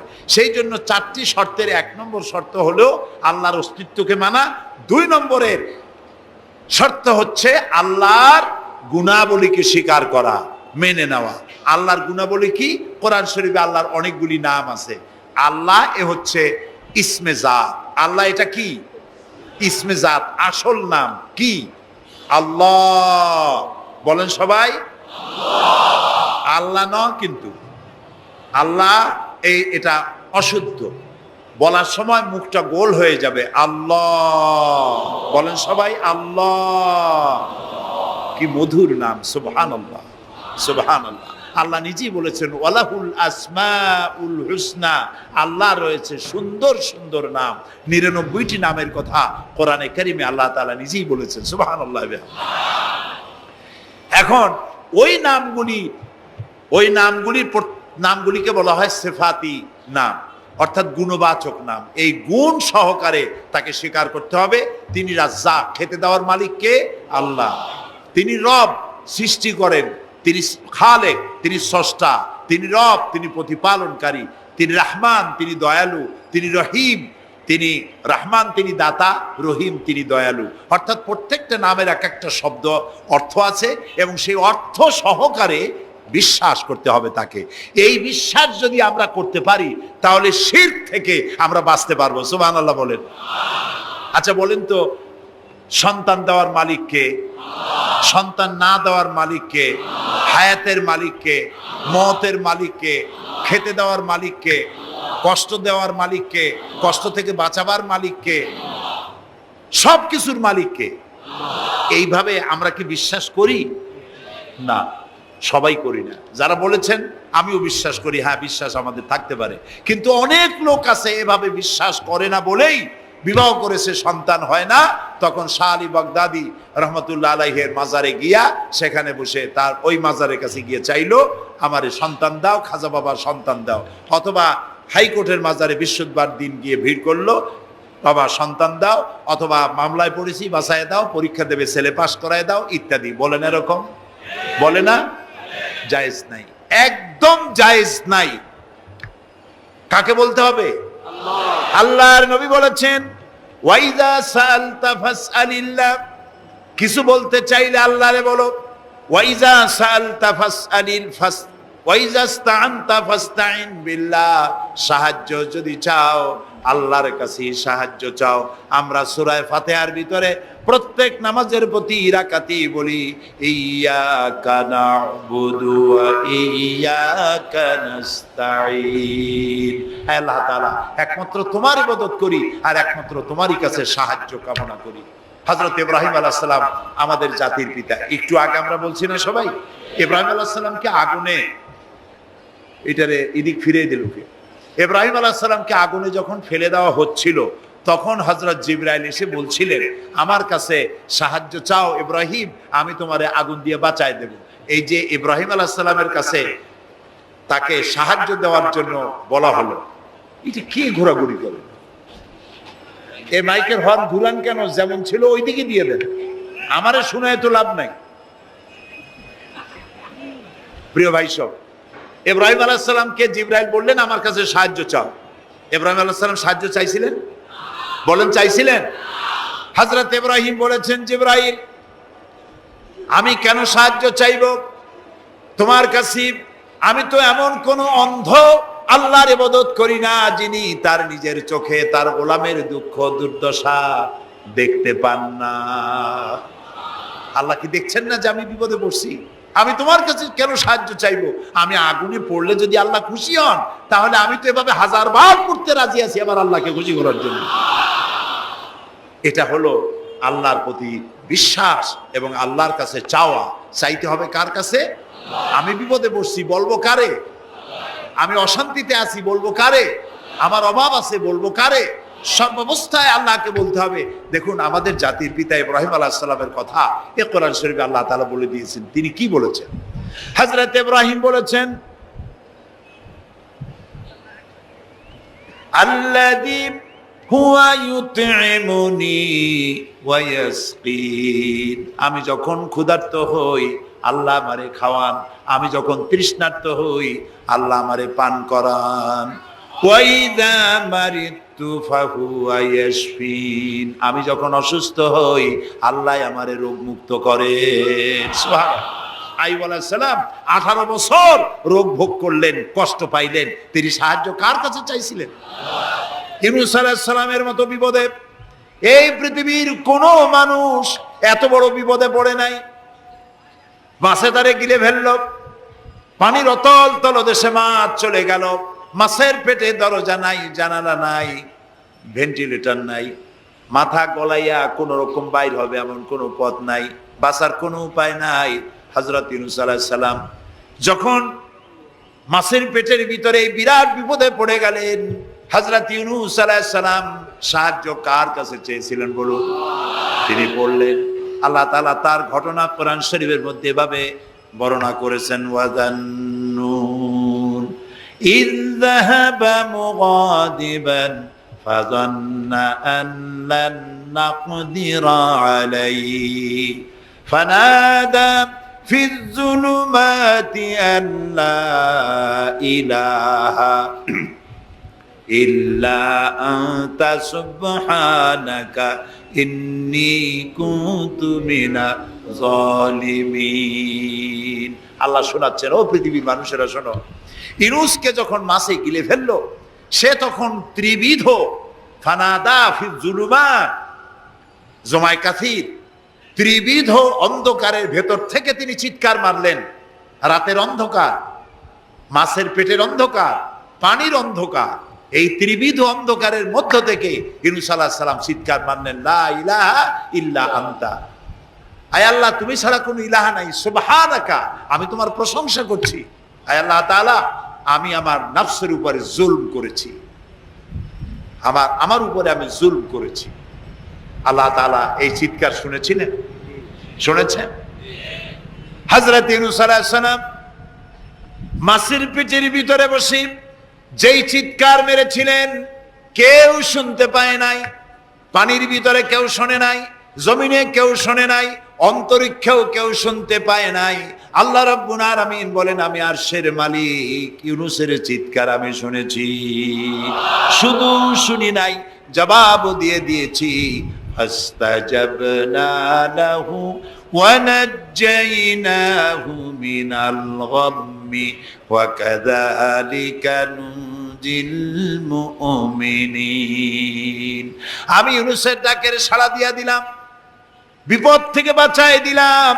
মাছের পেটের ভিতরে যন্ত্রণা শুরু হয়ে গেল। মাছ দেখলো বমি না করলে আর বাঁচবো না, এমন অবস্থা মাছের হয়ে গেল। মাছ পেটের ব্যথার জ্বালায় বেশি উঠলো, কেনারায় চলে গেল। ইউনূস আলাইহিস সালামকে বমি করে ফেলে দিল। মাছও বাঁচলো, ইউনূস আলাইহিস সালামও বাঁচলেন। আল্লাহ তাআলা বলেন, শুধু ইউনূস রে নয়, ওয়া কাযালিকা নুনজিল মুমিনিন। আমার মুমিন বান্দারা যদি বিপদে পড়ে, এরকম বিপদে যদি পড়ে যায় আর আমারে যদি ডাকে, আমি আল্লাহ রাব্বুল আলামিন এই বিপদ থেকে যত বড় বিপদ হোক আমি আল্লাহ বাঁচায়ে দেব। তা আল্লাহ বিপদ থেকে বাঁচাবেন। আর আমি মুসলমান বিপদে পড়েছি, মাজারে গিয়া চাইলাম, নাউযুবিল্লাহ। বিশ্বাস করুন ভাই, বিশ্বাস করুন, কবরের ভিতরে যিনি শুয়ে আছেন, যত বড় পীর হোক, যত বড় খাজা বাবা হোক, আপনাকে সাহায্য তিনি করতে পারবেন না, পারবেন না, পারবেন না। একটু কমন সেন্সের কাছে অ্যাপিল করি, সাধারণ বিবেকের কাছে আপনাদের, যারা এই যে দেখুন হযরত শাহজালাল রাহমাতুল্লাহ আলাইহি সিলেটে শুয়ে আছেন, বলুন তো তার মাতৃভাষা কি? আরবি। তিনি ইয়েমেন থেকে এসেছিলেন। বাগেরহাটে শুয়ে আছেন হযরতে খান জাহান আলী রাহমাতুল্লাহ আলাইহি, তার মাতৃভাষা ছিল আরবি। হযরতে খাজা মঈনুদ্দিন চিশতি রাহমাতুল্লাহ আলাইহি শুয়ে আছেন আজমিরে, তার মাতৃভাষা আরবি। আমরা বাংলাদেশ থেকে, এই দেশ থেকে কোনো লোক গেল সিলেটে, গেল বাগেরহাটে অথবা বাগদাদে চলে গেল, এইসব বড় বড় আল্লাহর ওলিদের মাজারে গিয়ে বাংলা ভাষায় বলল, বাবা আমি তো বিপদে পড়ে আসছি, নির্বাচনে দাঁড়াইছি, আমি যেন জিততে পারি। অথবা দেখেন না, মাজার দিয়ে শুরু করে সবাই। অথবা যাই বললো যে আমার বিয়ে করেছি 15 বছর, বাচ্চা হয় না, আমার একটা বাচ্চা। অথবা মামলায় পড়েছি, আমার একটু জিতায় দাও। ব্যবসা করি, এত টাকা লস দিতে দিতে শেষ হয়ে গেছি বাবা। আপনি বললেন কোন ভাষায়? শাহজালাল খুব বুঝলেন, বড় পীর সাহেব খুব বুঝছেন। তাহলে আপনার 1 নম্বর ফায়ার মিস হয়ে গেল, মিস ফায়ার।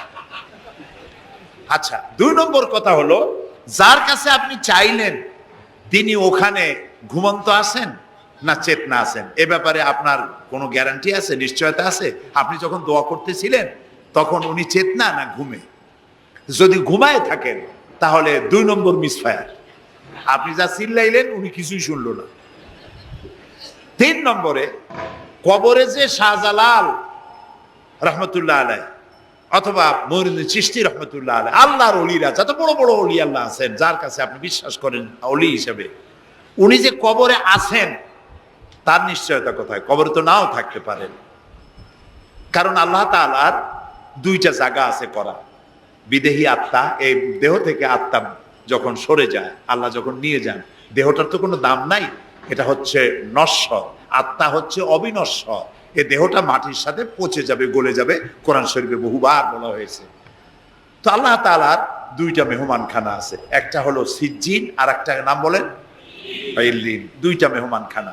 যেমন এই পৃথিবীতেও মেহমানখানা 2 রকম হয়। সরকারের 2 রকম মেহমানখানা। চোর, ডাকাত, খুনি, বদমাস এগুলি যদি গ্রেফতার হয় তাহলে ওরা খাবে কি? ওদের তো শ্বশুর বাড়ি দিয়ে অথবা বাপের বাড়ি দিয়ে ভাত খাবার দেওয়া হবে না, গভর্নমেন্টের মেহমান হয়ে গেছে। কাজী এদের জন্য মেহমানখানা গভর্নমেন্টের একটা আছে, সরকারি মেহমানখানা। ওইটা কোনটা কোন তো? ও, তাও আপনারা চেনেন। আরেকটা মেহমানখানা হচ্ছে ভিআইপিদের জন্য, যারা ভেরি ইম্পর্টেন্ট পার্সন অথবা ভেরি ভেরি ইম্পর্টেন্ট পার্সন যারা, তাদের জন্য, অর্থাৎ প্রেসিডেন্ট, প্রধানমন্ত্রী, মন্ত্রী, এমপি, সচিব, ওনারা যখন বাংলাদেশের কোনো জায়গায় বেড়াতে যান তখন সরকারি মেহমানখানা ওনাদের জন্য থাকে। ওইটার নাম কি? সার্কিট হাউস, ডাক বাংলা ইত্যাদি, রেস্ট হাউস, এগুলি তার জন্য থাকে। তো পৃথিবীর মানুষের জন্য শ্রেণীভেদে যদি এ ধরনের মেহমানখানা থাকে, তো যারা নাকি দুনিয়া থেকে মারা যাবে ওদের জন্য আল্লাহর মেহমানখানা থাকতে নাই? আছে। এবং সেটা আগেই বলেছি, যারা জাহান্নামে যাবে ওদেরকে রাখা হবে সিজ্জিন নামক একটা মেহমানখানা আছে, ওখানে তারা থাকবে। আর যাদেরকে আল্লাহ জান্নাতি নিবেন, তো বিচারের আগে তো জান্নাতি নিবেন না, তাদেরকে ইল্লিন নামক সার্কিট হাউস জাতীয়, এই জাতীয় একটা ভালো জায়গায় আল্লাহ তাআলা তাদের রাখবেন। তাহলে আপনি যে কবরের কাছে যায় চাইলেন, হয় ঘুমায় আছে, আপনার ভাষা বুঝলো না, আর কবরে থাকলেও ঘুমে আছে নাকি তাও আপনি জানেন না, আর কবরে নাই এটাও হতে পারে যে আল্লাহ তাআলা অন্য কোথাও তাকে নিয়ে রেখেছেন। কাজেই তিনটা জিনিসই, আপনার পথের ভাড়া নষ্ট, পরিশ্রম নষ্ট, আর তিনটা ফায়ার করছিলেন, তিনটা ফায়ার মিস হয়ে গেল। তাহলে হবে এমন সত্তার কাছে, কোন পীর নয়, বুজুর্গ নয়, খাজা বাবা নয়, চাইতে হবে এমন সত্তার কাছে যিনি কখনো ঘুমান না, যিনি বাংলাও বোঝেন, ইংরেজিও বোঝেন, আরবিও বোঝে, উর্দুও বোঝে, সকল ভাষা যিনি সৃষ্টি করেছেন। সেরকম কেউ কি আছেন? আছেন? কি নাম তা?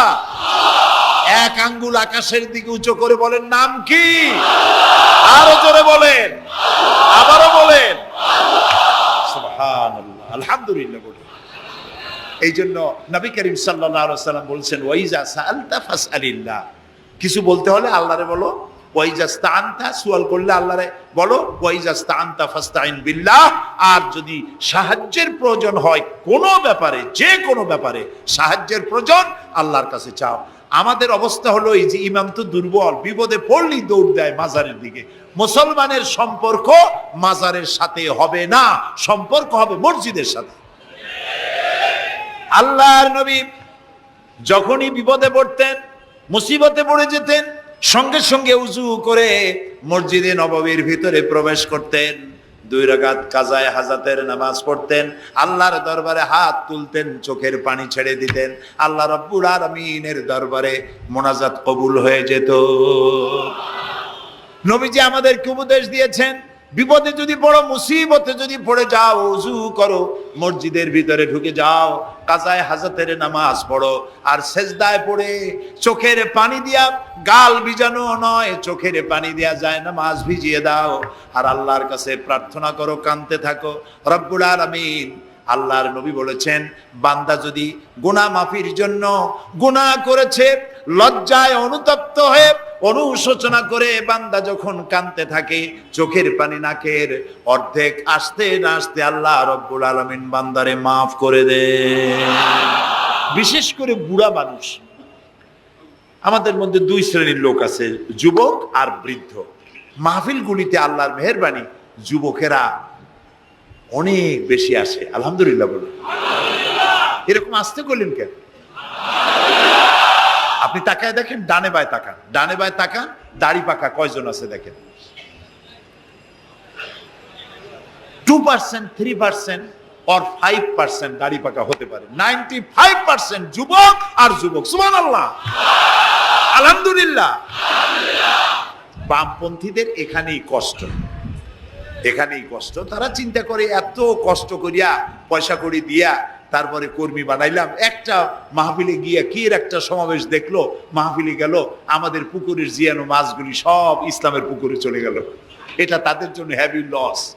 তা আসলে ওরা ধরে রাখতে পারবে না, ঠেকাইতে পারবে না, গায়ে তো মুসলমানের রক্ত। রক্ত কার? এসব যুবকেরা একটা মুসলিম মায়ের পেটে জন্মগ্রহণ করেছে, একটা মুসলিম পিতার জন্মে আসছে। আর রাসূলুল্লাহ যুবকদের ব্যাপারে যে কত কথা বলেছেন, সুবহানাল্লাহ বলো। আগেই রাসূলুল্লাহ বলেছেন, কিয়ামতের দিন আল্লাহর আরশের ছায়া ছাড়া কোনো ছায়া থাকবে না, প্রচন্ড রৌদ্র হবে, জমিনটা তামার মতো হয়ে যাবে। ইন্না লিল্লাহি ওয়া ইন্না ইলাইহি রাজিউন। সেই জায়গায় আরশের নিচে 7 শ্রেণীর লোকদেরকে আল্লাহ তাআলা জায়গা দেবেন। কয় শ্রেণী? ওর মধ্যে 1 শ্রেণী হচ্ছে শাবুন নাশা ফি ইবাদাতিল্লাহ, ওই সব যুবক যারা রাত কাটিয়েছে আল্লাহর ইবাদতের মধ্য দিয়ে। সুবহানাল্লাহ।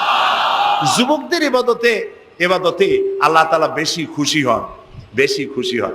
কারণ হলো এই যে মসজিদের ইমাম সাহেব অথবা প্রাইমারি স্কুলের মাস্টার যদি বলে যে আমি ঘুষ খাই না, এই কথার কোনো দাম আছে?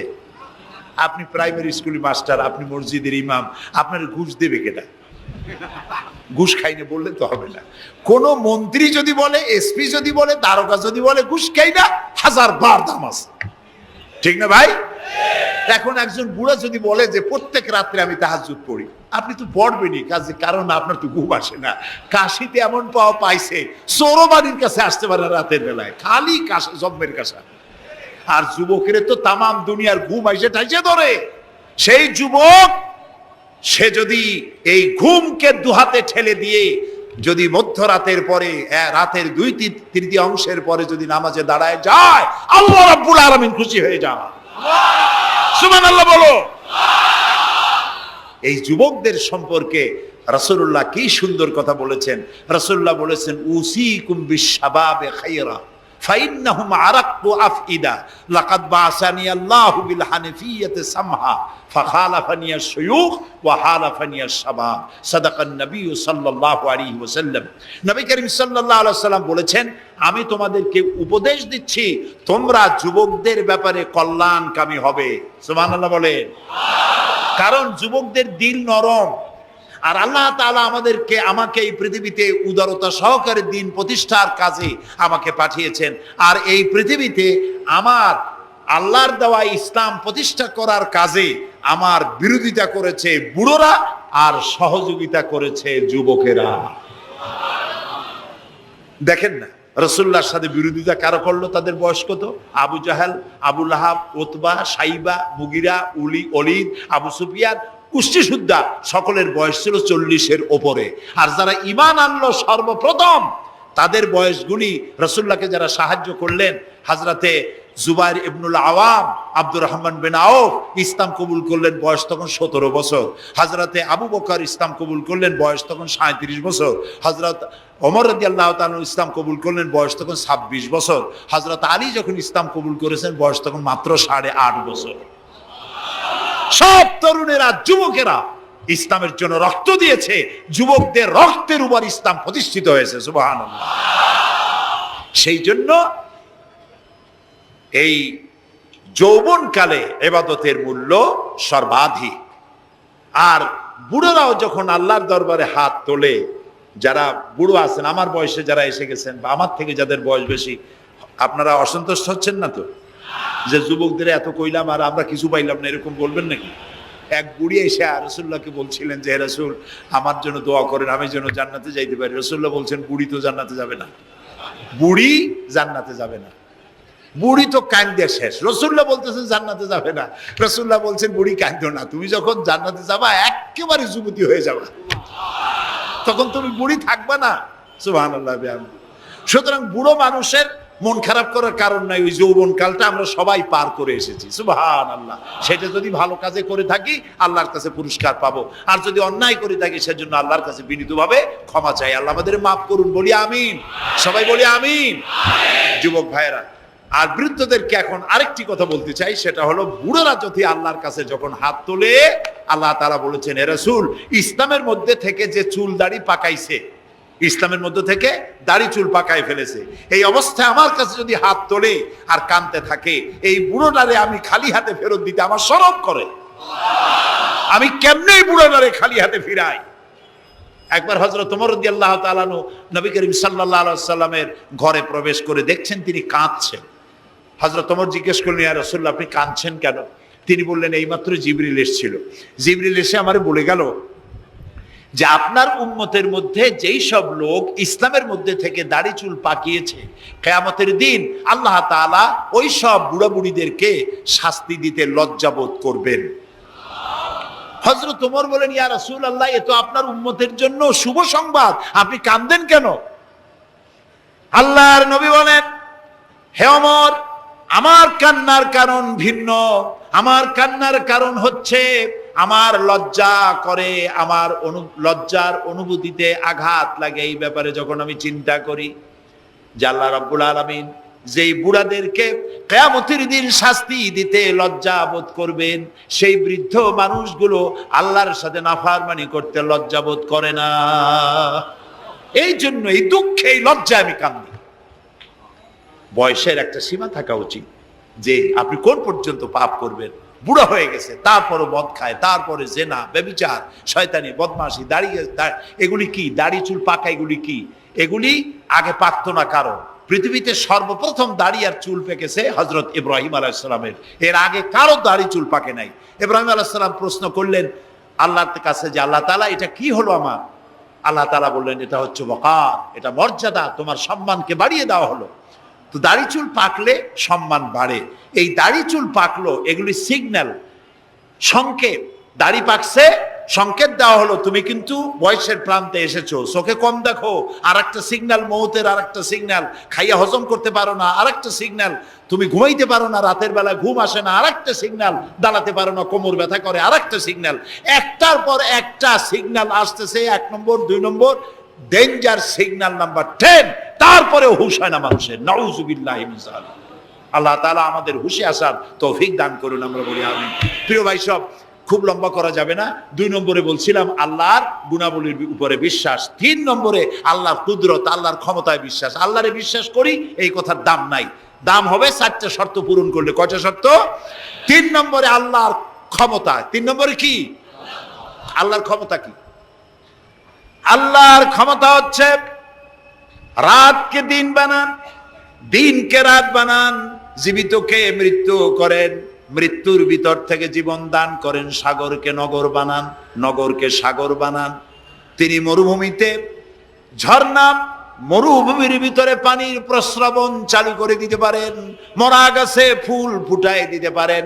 শুধু 2টা অক্ষর কুন বলেন হও, আর সঙ্গে সঙ্গে হয়ে যায়। আল্লাহ তাআলা বলেছেন ফাআলুন লিমা ইউরিদ, যা খুশি তিনি তাই করতে পারেন। সুবহানাল্লাহ বলেন। এই মাত্র কয়েক মাস আগে সুনামি। কি হয়েছিল? এইটা যদি হয় সুনামি, তাহলে কুনামি কি আল্লাহ জানে। সুনামি হইল মালয়েশিয়া, ইন্দোনেশিয়া, মালদ্বীপ, শ্রীলঙ্কা, ইন্ডিয়া, থাইল্যান্ড, এই উপকূলীয় এলাকায় সুনামি। মাত্র 1.5 মিনিট, 1.5 মিনিটের সুনামিতে জলকম্পন আর পানি কম্পনে 2.5 লক্ষ মানুষ শেষ, আর 1 লক্ষ মানুষের কোনো খোঁজ নাই। প্রায় 3.5 থেকে 4 লক্ষ মানুষ দুনিয়া থেকে বিদায় হয়ে গেল 1.5 মিনিটের মধ্যে। আর সমুদ্রের পানি 33 থেকে 35 ফিট উঁচু হয়ে পানি এসে নগর, গাড়ি বাড়ি ভেঙে চুরে পাতার মতো, শুষ্ক পাতার মতো সব উড়িয়ে ভাসিয়ে শেষ করে দিল। সুবহানাল্লাহ। আবহাওয়াবিদরা বলেছেন, বিজ্ঞানীরা বলেছেন, এটা নাকি ভারত মহাসাগরের অতল তলদেশে যেখানে মাটি, ওই মাটিরও কয়েক কিলোমিটার নিচে ফাটল ধরেছে। সেই ফাটল ধরে কি দিকে করিয়া জমিনে কম্পন লাগলো, পানিতেও কম্পন লাগলো। আমাদের এই যে ঢাকায় সকালবেলায় যারা মর্নিং ওয়াক যারা করেন, রমনা লেকের পাশ দিয়ে হাঁটতেছে, হঠাৎ পিছনে পানি মারছে, দেখে যে সকলের পিছনে পানি মারে কি, তাকায় দেখে রমনা লেকের পানি উথাল পাথাল হয়ে গেছে। ভূত না জেন জুতা মুতা ফালাই ধুয়ে দিছে দৌড়। পানির মধ্যে যে কম্পনটা বাংলাদেশে হলো, এই কম্পনটা যদি মাটিতে হতো, তাহলে এই অপরিকল্পিত বানানো শহর ভেঙ্গে চুরে ভর্তা হয়ে যেত। আল্লাহ শুকরিয়া আদায় করি যে আল্লাহ তাআলা দয়া করে আমাদের গরিব দেশটাকে হেফাজত করেছেন। বলেন আমিন। আল্লাহ তাআলা, আমরা পাপী, আমরা 1000 বার স্বীকার করি আমরা পাপী, আমরা গুনাহগার, আমরা অপদার্থ, আমরা অযোগ্য তোমার বান্দা হওয়ার। তুমি এই গরিব মুসলমানদের এই দেশটাকে দয়া করে আসমান এবং জমিনি সব বালা ও মুসিবত থেকে হেফাজত করো আল্লাহ তাআলা। প্রিয় ভাই সব, আল্লাহ তাআলার ক্ষমতাকে বিশ্বাস করতে হবে। আর 4 নম্বরে আল্লাহর হুকুম এবং আহকামকে মানতে হবে, আল্লাহর আদেশ আর নিষেধ মানতে হবে। তা না হলে মুসলমান হওয়া যাবে না। যা যা আদেশ করেছে, যদি প্রশ্ন করা হয় মুসলমান কারে বলে, তাহলে আমি 1 লাইনে বুঝাই দিই মুসলমান কারে বলে। ব্যাখ্যা দেওয়া যাবে সারা রাত, কিন্তু ব্যাখ্যা দেওয়ার জরুরত নাই। 1 লাইনে বুঝাই দিই মুসলমান কারে বলে। মুসলমান সেই ব্যক্তি এই কোরআনের মধ্যে আল্লাহ যা যা আদেশ করেছেন সব মানে, আর যা যা নিষেধ করেছেন তার থেকে বিরত থাকে। রাসূলুল্লাহ যা যা আদেশ করেছেন তা মানে, যা যা নিষেধ করেছেন তার থেকে বিরত থাকে। যে ব্যক্তি এটা করে তার নাম মুসলমান। বুঝে আসছে? তার নাম কি? মুসলমান। এই যে কি বলে, আমেরিকায় গত জুমার দিন এক মহিলা ইমামতি করলো মসজিদে। একজনে কইল সুবহানাল্লাহ, এটা সুবহানাল্লাহ কোর কথা, এটা নাউজুবিল্লাহ বলে। কোন জায়গায় কি দোয়া পড়া লাগবে তাও একটু জানিয়ে শুনিয়া তারপরে সেগুলি বলা দরকার। প্রিয় ভাই সব, মহিলারা ইমামতি করতে পারে না, জায়েজ নাই, বিধান নাই। কোরআন হচ্ছে কমপ্লিট, নতুন করে কোনো কথা বান্দার জন্য বলার কোনো দরকার নাই, সব আল্লাহ বলে দিয়েছেন। সুবহানাল্লাহ কোন আল্লাহ তাআলা এই কোরআনের মধ্যে বলেছেন, আল ইয়াউমা আকমালতু লাকুম দীনাকুম ওয়া আতমামতু আলাইকুম নি'মাতি ওয়া রাদিতু লাকুমুল ইসলাম দীনা। আমি আজ এই ইসলামকে একটি পূর্ণাঙ্গ জীবন ব্যবস্থা হিসেবে কমপ্লিট করে দিলাম এবং এটার উপরে আমি সন্তুষ্ট হলাম। কে বলেছেন? আল্লাহ তাআলা বলেছেন, এটা কমপ্লিট, নতুন করে কিছু করার দরকার নাই। আমাকে একজন জিজ্ঞেস করলো যে মেয়ে লোকের পিছনে নামাজ যে পড়া, মেয়ে লোক যে ইমামতি করতে পারবে না, এটা কোরআন শরীফের কোন আয়াতে আছে এবং হাদিসের কোন হাদিসে আছে যে মেয়ে লোক ইমামতি করতে পারবে না? তা আমি বললাম যে আগে আমার এই কথার জবাব দেন, আপনারটা জবাব পরে দিই। আমার কথার জবাব আগে দেন। মাগরিবের নামাজ কয় রাকাত পড়ি ফরজ? 3 রাকাত। 4 রাকাত পড়া যাবে না, এটা কোরআন শরীফের কোন আয়াতে আছে, কোন হাদিসে আছে? ফজরের নামাজ ফরজ কয় রাকাত? 3 রাকাত পড়া যাবে না, অথবা 4 রাকাতও পড়া যাবে না, এটা কোন হাদিসে আছে, কোন আয়াতে আছে? কয় যে কোনো জায়গায় নাই। তা আমি বললাম ওঠাও কোনো জায়গায় নাই। রাসূলুল্লাহ ইবাদতের যে নমুনা দেখিয়েছেন, যেভাবে করেছেন, তিনি 2 রাকাত ফজরের নামাজ 2 রাকাত পড়েছেন, আল্লাহ বলে দিয়েছেন ওইটাই ফরজ, ওর 1 রাকাত বেশি পড়া যাবে না। 3 রাকাত মাগরিব, 1 রাকাত বাড়ানো যাবে না। জোহর সব দিন জোহর পড়ি 4 রাকাত ফরজ, আর জোহরের ওই নামাজটি জুমার দিনে কয় রাকাত পড়ি? 2 রাকাত ফরজ পড়ি। এই কনসেশন কে করলো? না, আল্লাহ করেন নাই। এই কনসেশন করেছেন মুহাম্মদ রাসূলুল্লাহ সাল্লাল্লাহু আলাইহি ওয়াসাল্লাম। ইবাদত রাসূলুল্লাহ যদি 2 রাকাত পড়েন, 2 রাকাত পড়াই ফরজ। যদি ইবাদতের যে সব নমুনা তিনি দেখাইছেন, তার থেকে ইবাদতের নতুন কোন নমুনা দেখাবার কোনো সুযোগ নাই। মহিলাদের আল্লাহ পাক এই পৃথিবীতে একজন মেয়ে লোককে নবী বানান নাই, বানিয়েছেন? যদি মহিলাদের ইমামতি জায়েজ থাকবে, তাহলে নবী করিম সাল্লাল্লাহু আলাইহি ওয়াসাল্লামের জামানায় না হোক, অন্তত তার ইন্তেকালের পরে তার স্ত্রী আমাদের মা হযরত আয়েশা সিদ্দিকা রাদিয়াল্লাহু তাআলা আনহা এবং খাতুনে জান্নাত হযরত ফাতেমা রাদিয়াল্লাহু তাআলা আনহা মসজিদে নববীতে অন্তত একদিনের জন্য হলেও জুমার নামাজের ইমামতি করার চান্স পেতেন। সুতরাং ইসলামে নাই, ইতিহাসে নাই। এগুলি হচ্ছে ইসলামের বিরুদ্ধে পরিচালিত যত ষড়যন্ত্র বর্তমান যুগে শুরু হয়েছে, এটাও তার আরেকটি ষড়যন্ত্র ইসলামের বিরুদ্ধে। প্রিয় ভাই সব, এই জন্য আমাদের মনে রাখতে হবে, নতুন কোনো কথা আমরা মানি না। কোরআন এবং হাদিসের মধ্যে আল্লাহ তাআলা সব কমপ্লিট করে দিয়েছে। সুবহানাল্লাহ বিহামদি। এই জন্য আল্লাহর হুকুম এবং আহকামকে মানা, এই 4টি কাজ, এই 4টি শর্ত যদি পরিপূর্ণ করতে পারি, তাহলে আমরা পুরোপুরি মুসলমান। মিথ্যা কথা বলা যাবে না, ওজনে কম দেওয়া যাবে না, খাদ্যে ভেজাল দেওয়া যাবে না, মদ জুয়ার কাছে যাওয়া যাবে না, জেনা ব্যভিচারের কাছে যাওয়া যাবে না। সকল ব্যাপারে আমাদেরকে ঐক্যবদ্ধ থাকতে হবে ইসলামের উপরে। আমরা বলি আলহামদুলিল্লাহ। প্রিয় ভাই সব, আজকে আমাদেরকে, আমি আর লম্বা করতে চাই না, অন্তত এতটুকুন যেন আল্লাহ আমাদেরকে আমল করার তৌফিক দেন। আমরা বলি আমিন, সবাই বলি আমিন। এজন্য চাই আমাদের দেশে আমরা যেন এই দেশটিকে, পৃথিবীর প্রত্যেকটি মুসলিম দেশের আশেপাশে আরো অনেক মুসলিম দেশ আছে, আর আমাদের ভৌগোলিক অবস্থানটা এমন যে আমাদের আশেপাশে অনেক বড় বন্ধুরা এত বড় আমাদেরকে মহব্বত করেন, কাটা তার দিয়ে বেড়া দিতেছে। তারা আমাদেরকে সাংঘাতিক ভালোবাসে, আমাদের সাথে কোলাকুলি করে, কিন্তু মাঝখানে একটা বড় মাদার গাছ আছে। কথা বুঝতে পেরেছেন? এই জমিনে বাস করতে হলে সম্মান নিয়ে, ইজ্জত নিয়ে, স্বাধীনতা নিয়ে যদি বাঁচতে হয়, তাহলে এখানে একটি আদর্শিক বাঁধের প্রয়োজন। ওরা কাঁটাতারের বেড়া দিয়েছে, আমরা আদর্শের বেড়া দেব। সেই আদর্শের নাম হলো ইসলাম, কেবলমাত্র ইসলাম, একমাত্র ইসলাম। এবং এই আদর্শ সকলের জন্য, কারণ ইসলাম তো আমার একার না। ইসলাম কি আমার একার? আপনাদের একার? ইসলাম কার? আল্লাহর। জোরে বলেন, ইসলাম কার? অনেকে প্রশ্ন করেন যে ইসলাম, যে আপনারা ইসলাম করেন, ইসলাম যদি পৃথিবীতে আসে, যদি বাংলাদেশে কায়েম হয়, তাহলে হিন্দু খ্রিস্টান বৌদ্ধ ওদের কি হবে? তা আমি বলি দেখেন, মায়ের চাইতে খালার মহব্বত বেশি হওয়া এটা খুব সুলক্ষণ না। এটা কি লক্ষণ? এটা একটা কুলক্ষণ। হিন্দু কার? জবাব দেন। হিন্দু কার? খ্রিস্টান কার? বৌদ্ধ কার? ইহুদি কার? আমরা কার? আর এই কোরআনটা আল্লাহ তাআলা।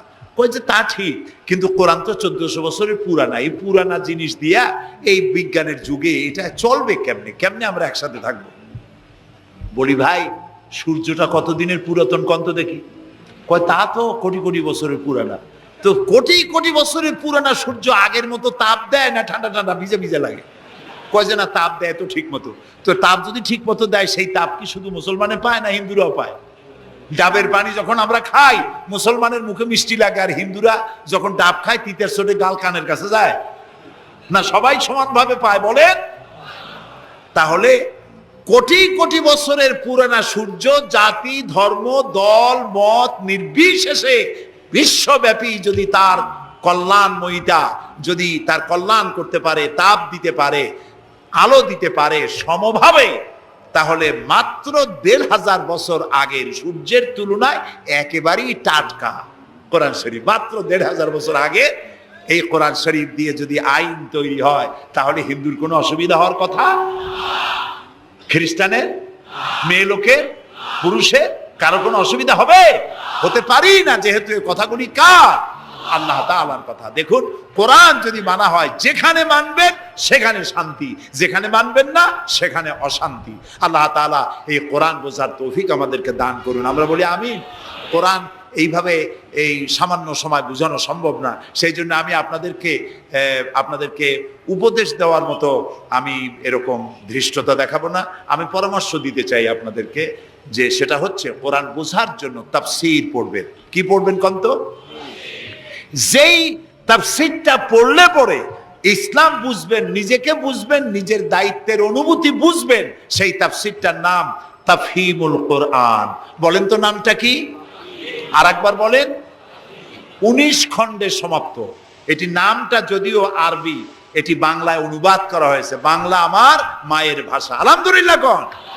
বাংলা ভাষার জন্য আমরা গর্বিত, আলহামদুলিল্লাহ কোন। আর ভাষার স্রষ্টা পৃথিবীর কোনো মানুষ নয়, ভাষার স্রষ্টা কে? আল্লাহ চুজ করেছেন আমাদেরকে বাংলা ভাষার জন্য, তাই আমরা বাংলা ভাষী। আর বাংলা আমার প্রিয় ভাষা, আমার মায়ের ভাষায়, আমার বাপের ভাষায়, এই বাংলা ভাষায় কোরআন শরীফে অনেক তাফসিরের বাংলা হয়ে গেছে, আলহামদুলিল্লাহ। এবং হাদিস, এমন কোন হাদিস নাই যার বাংলা হয় নাই। এমন কোন ইসলামী সাহিত্য যা মুসলমানদের জন্য প্রয়োজন, তার সবগুলি বাংলা ভাষায় ছাপা হয়ে গেছে, আলহামদুলিল্লাহ। কিন্তু আমাদের একটু কপাল খারাপ, এখানে বিমল মিত্রের কড়ি দিয়ে কিনলাম এত বড় বই, এগুলো পড়তে মাথায় যন্ত্রণা হয় না। শরতের রচনা বলি, রবীন্দ্রের রচনা বলি, বঙ্কিমের রচনা বলি, পড়তে মাথায় যন্ত্রণা হয় না। বড় বড় নাম করা নাট্যকারদের লেখা এই সেই হাবিজাবি কত বইপত্র, সব পড়তে পারে, কিন্তু কোরআন শরীফের একটা তর্জমা, একটা আয়াত, 2টা আয়াত পড়ার মতো ধৈর্য আমাদের নাই। প্রিয় ভাই সব, যারা পড়ে না তারা পৃথিবী গড়তে পারে না, যারা পড়ে তারাই গড়ে। আপনি চিন্তা করে দেখেছেন, গত 100 বছরের ভিতরে এই মুসলমানেরা পৃথিবীকে কিছু উপহার দিতে পেরেছে আবিষ্কার করে। আপনার পকেটে যে মোবাইল, আমার পকেটে যে মোবাইল, এটা আমাদের আবিষ্কার করা না? কম্পিউটার আমাদের আবিষ্কার করা না? কিন্তু যখন আমরা পড়তাম তখন আমরা আবিষ্কারও করতাম। এক সময় ঘড়িটা আমরা আবিষ্কার করেছি। আপনার আমার হাতে যে ঘড়ি, এই ঘড়ি আবিষ্কার করেছে মুসলমানেরা। খবর আছে, আল্লাহর হুকুম মানো না, রেডি হও। ওই দৃশ্য দেখার সাথে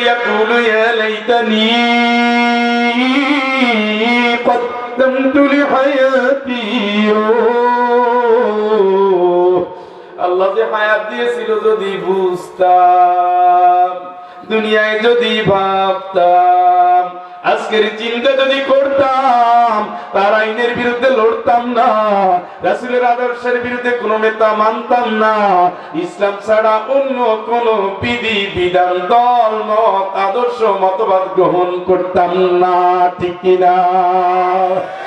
আল্লাহ কো আন্না লাহুল যিকরা, এই উপদেশ আহন নিয়ে লাভ কি? এই কথা কাউকে ভাবতে পেরে কান্দ কা। ইয়াকুলু ইয়া লাইতানি قدمت لحياتي فيومئذ لا يعذب عذابه أحد ولا يوثق وثاقه أحد এখন তো বান্দার সময় এমন বান্দা বাঁধবো আমার মতো বান্দার ক্ষমতা নাই এমন শাস্তি দেব তোরে আমার খাইয়া আমার নবীরে মানো নাই আমার সিজদাটাও দাও নাই আমার কোরআনের পথে তো চলো নাই বরঞ্চ কোরআনের কর্মীদের বাধা দিতি ঠিক কি না তোর জন্য বাড়িতে কোরআন রাখা যেত না তোর জন্য কোরআনের দল করা যেত না তোর জন্য কোরআনের স্লোগান দেওয়া যেত না তোর জন্য কোরআনের প্রতিষ্ঠান ভালো চলে নাই তোর জন্য কোরআনের মাদ্রাসায় ছাত্র যেতে চায় নাই তোর জন্য কোরআনের তাফসীরটাও করতে পারে নাই ঠিক কি না আল্লাহকে এমন বান্দা বাঁধবো আমার মতো বান্দার ক্ষমতা কারো নাই গল্প না কাকা কোরআন শরীফ কোরআন শরীফ হইল সমস্যা কোনো কি হইল আপনাদের 10 জন লোকের ভিতরে 20টা আওয়াজ বুঝছি বেশি শোনা হয়তো তা শেষ করে দেই না আধা 20 মিনিট হয়েছে আপনার ঘন্টা তো দেখি কিয়ামতের মতো করেন ভালোটাই ফাঁক দিয়ে যাই গিয়া হ্যাঁ তাহলে আল্লাহ অতিরিক্ত দুশ্মন অতিরিক্ত দুষ্ট অতিরিক্ত শয়তান বজ্জাত দুই একটা আছে হালকা পাতলা কিন্তু শয়তানিতে 1 নম্বর আল্লাহ বলছে প্রত্যেকটা এলাকায় আমি একটা করে শয়তানের লিডার রাখছি প্রত্যেকটা কি এলাকা এই এলাকার নাম কি এখানেও একজন আছে তার নেতৃত্বে সকল হারাম অনুষ্ঠিত হবে দলগ্রাম একজন আছে এটা আল্লাহর কোরআনের কথা আয়াতটা আমি ভুলে গেছি প্রত্যেক জনপদে একটা একটা বড় আল্লাহ দুশমন রেখে দিয়েছি তার নেতৃত্বে মদের চালান অশ্লীলতা বেহায়াপনা নারী চালান ইয়াবা বাবা ফেন্সিডিল গাঁজা অন্যায় ডাকাতি ছিনতাই রাহাজানি মাস্তানি চাঁদাবাজি ধর্ষণ খুন খারাপি সব চলে বলেন তো 1000 লোকের ভিতরে কারে ধরবে আল্লাহ সবার আগে ওই কাকারে কাকা আসেননিও আব্বা সোজা হয়ে যান তাহলে সোজা বানাইয়ে কবরে ঢুকানো হবে আল্লাহকে পাওয়ের সাথে পাও লাগিয়ে চালান দিয়ে দেব টের পাবি তুই জীবনভর সত্য মানো নাই আল্লাহর আইন মানো নাই রাসূলের আদর্শ মানো নাই ইসলাম মানো নাই আমি সত্য মানো নাই পরকাল সত্য মানো নাই জবাবদিহি মানো নাই কিয়ামত মানো নাই নামাজটাও পড়ো নাই সব বলে দিছে আর কি করবে আল্লাহ আর কি করবে আর কি করবে সবাই তো বলে দিছে ثم لنحن أعلم بالذين هم أولى بها صليا অতঃপর আমি তাদের মধ্যে যারা জাহান্নামের আগুনে যাওয়ার অধিক হকদার কথা বুঝেননি জাহান্নামে তো যাবে কিন্তু অধিক হকদার আউট নাম্বার 1 নিজে বলে না পরে দায়িত্ব আমার পরকালে কি হবে আমি তো একটু খা আল্লাহকে যেটা অধিক হকদার সবাইরে আমি নেব ওই দলের সবাইরে নেব তবে এর ভিতরে একটু বেশি কম আছে পাওয়ার আল্লাহ পাওয়ার ছাড়া আছে আল্লাহ কারে ধরতেছে সবাই রাখে মুফাসসির সব বুঝে বলেছে কারে কিন্তু জোরে কইলে সমস্যা আছে কারে ধরতেছে আল্লাহকে আমি তার বিষয়ে ভালো করে জানি সে কোন জায়গায় রাতের বেলায় কি করছে দিনের বেলায় কি করছে ভোট কেন্দ্রে ঢুকে কি করছে সিল মারার সময় কি করছে বাড়ি বাড়ি গিয়ে কি করছে বাচ্চা হলে নাম রাখছে এই যে দিমু 7,000 2,000 3,000 চালু পাবো ডাইলও পাবা সব পাবা, খালি কাগজটা পূরণ করো জান্নাতে পাঠাই বিয়ে করে না বাচ্চার নাম রাখে পাগলের কি নাম জানো। আল্লাহ কা তোরা কি কি করে আইছো? আমি সব জানি, আমি সব জানি, আমি জানি তোরা বুঝতে পারো না। আমি জানি ওয়ালতানজুর নাফসুম মা قدمت لغد واتقوا الله إن الله خبير بما تعملون। আল্লাহরে ভয় কর, আগামী দিনে চিন্তা কর, কালকে তোর কি হবে ভাব, কিছু পাঠা, তুই কি কর আমি জানি, তোর খবর সব জানি, তোর চোখে টেরাইয়ে টেরাইয়ে কি করবি ইশারায় তাও আমি জানি, তোর বুকের মধ্যে কি আছে তাও আমি জানি, আমি সব জানি, আমি সব জানি। ওমা তাদরি নাফসুম মাযা তাকসিবু গাদা, আগামী কালকে কি হবে কেউ জানে না, আমি জানি। ওমা তাদরি নাফসুম বিআইয়ি আরদিন তামুত, খালেদা জিয়া কোথায় মরবে কেউ জানে না, আমি জানি। হাদি কোথায় মরবে কেউ জানে না, আমি জানি। সাইদি কোথায় মরবে কেউ জানে না, আমি জানি। কোন মাটিতে মরণ হবে কেউ জানে না, আমি জানি। ওমা তাসকুতু মিন ওয়ারাকাতিন ইল্লা ইয়ালামুহা, গাছ থেকে একটা পাতা পড়লে কেউ জানে না, আমি জানি। চিৎকার করে বলেন আল্লাহু আকবার। কে জানে? ওয়া ইনকুম ইল্লা ওয়ারিদুহা কানা আলা রাব্বিকা হাতমান মাকদিয়া। এই জোরে কর আল্লাহু আকবার। তোমাদের প্রত্যেকে ওটা অতিক্রম করবে, জাহান্নামের পিছনে ঘুরা ঘুরা কাজ হবে না। এখন জাহান্নামের উপরে একটা ব্রিজ বানাইয়া দেব, ওই ব্রিজটা প্রত্যেককেই পাড়ি দিতে হবে। চিল্লায় কোন আল্লাহু আকবার। ব্রিজের নাম কি? পদ্মা, যমুনা, সূরা মারিয়াম 71 নম্বর আয়াত। ওয়া ইনকুম ইল্লা ওয়ারিদুহা কানা আলা রাব্বিকা হাতমান মাকদিয়া। তোমাদের প্রত্যেকে ওই ব্রিজ অতিক্রম করতে হবে, এটা তোমার রবের অনিবার্য সিদ্ধান্ত। চিৎকার করে বলেন আল্লাহু আকবার। কি বার হবে? পুলসিরাত। কেমন হবে তখন? আলো লাগবে, আলো। কি লাগবে? ঘুম আসছে? ঘুমিয়ে গেছে? কি লাগবে? আরো জোরে, আরো জোরে, আরো জোরে। আলো কোথায় পাওয়া যায়? আল ইসলামু নূরুন, ইসলামের সকল কাজ আলোর জন্ম দেয়। সুবহানাল্লাহ বলেন, সুবহানাল্লাহ বলেন। কিতাবুন আনজালনাহু ইলাইকা লিতুখরিজান নাস মিনাল যুলুমাতি ইলান নূর।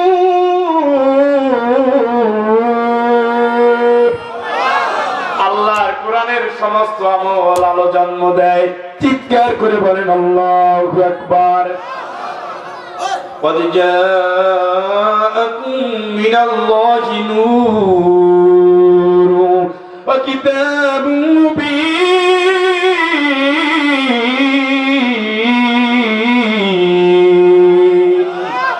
অবশ্যই তোমাদের জন্য একটা আলো আসছে। মুহাম্মদ সাল্লাল্লাহু আলাইহি ওয়াসাল্লামের চরিত্র, তার কাজ, তার আমল, তার লড়াই, তার রক্তদান, তার সংগ্রাম, তার জিহাদ, তার সালাত, তার সিজদা, তার তাসবিহ, তার জিকির, তার সমস্ত কাজ, রাষ্ট্র চালানো, সমাজ, রাষ্ট্র, সংস্কৃতি, রাজনীতি, অর্থনীতি, যত বিভাগ মুহাম্মদ সাল্লাল্লাহু আলাইহি ওয়াসাল্লাম গিয়েছেন, ওই কাজগুলোর ভিতরে আলো দিয়েছেন কে?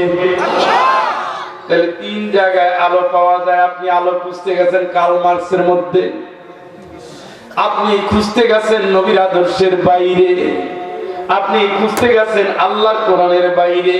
وَمَن يَبْتَغِ غَيْرَ الْإِسْلَامِ دِينًا فَلَن يُقْبَلَ مِنْهُ وَهُوَ فِي الْآخِرَةِ مِنَ الْخَاسِرِينَ।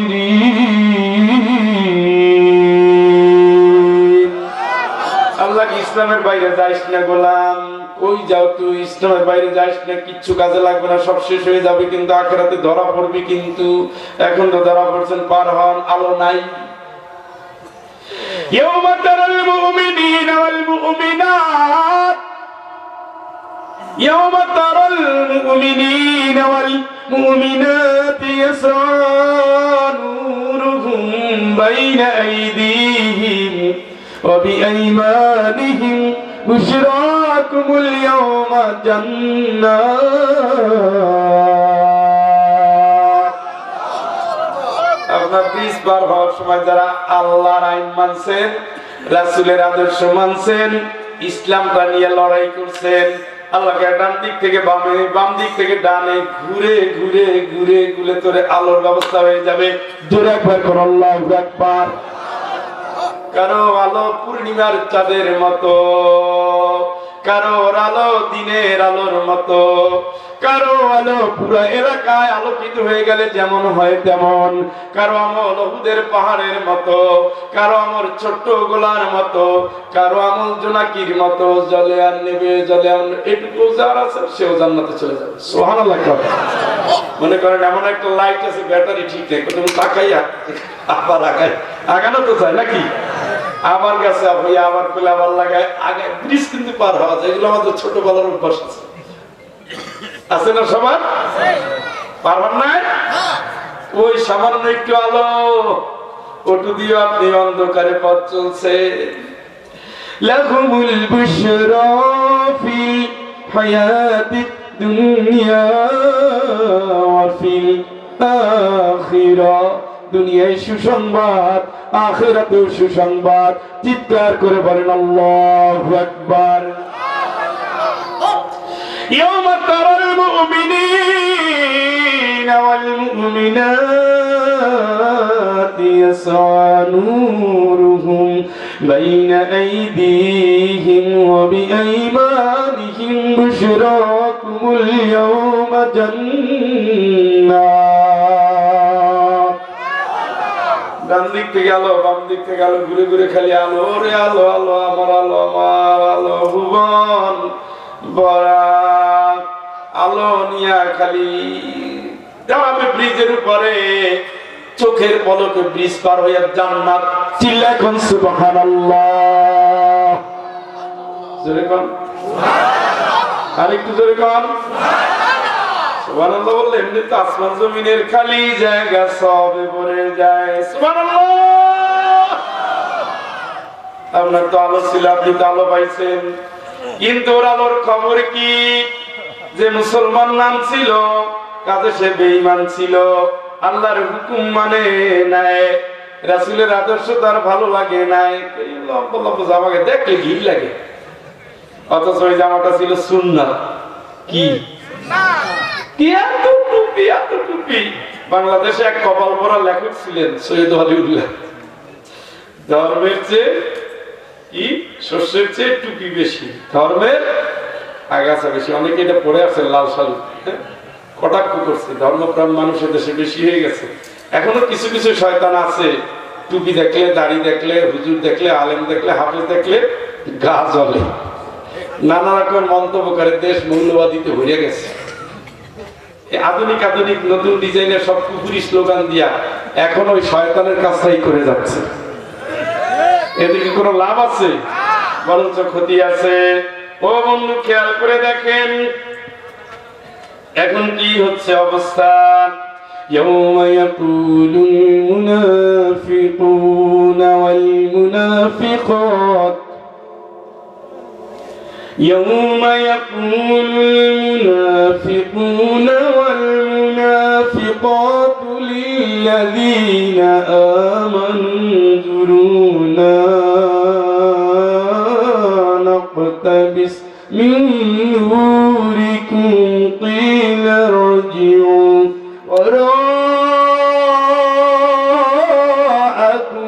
ফালতামিসু নূরা।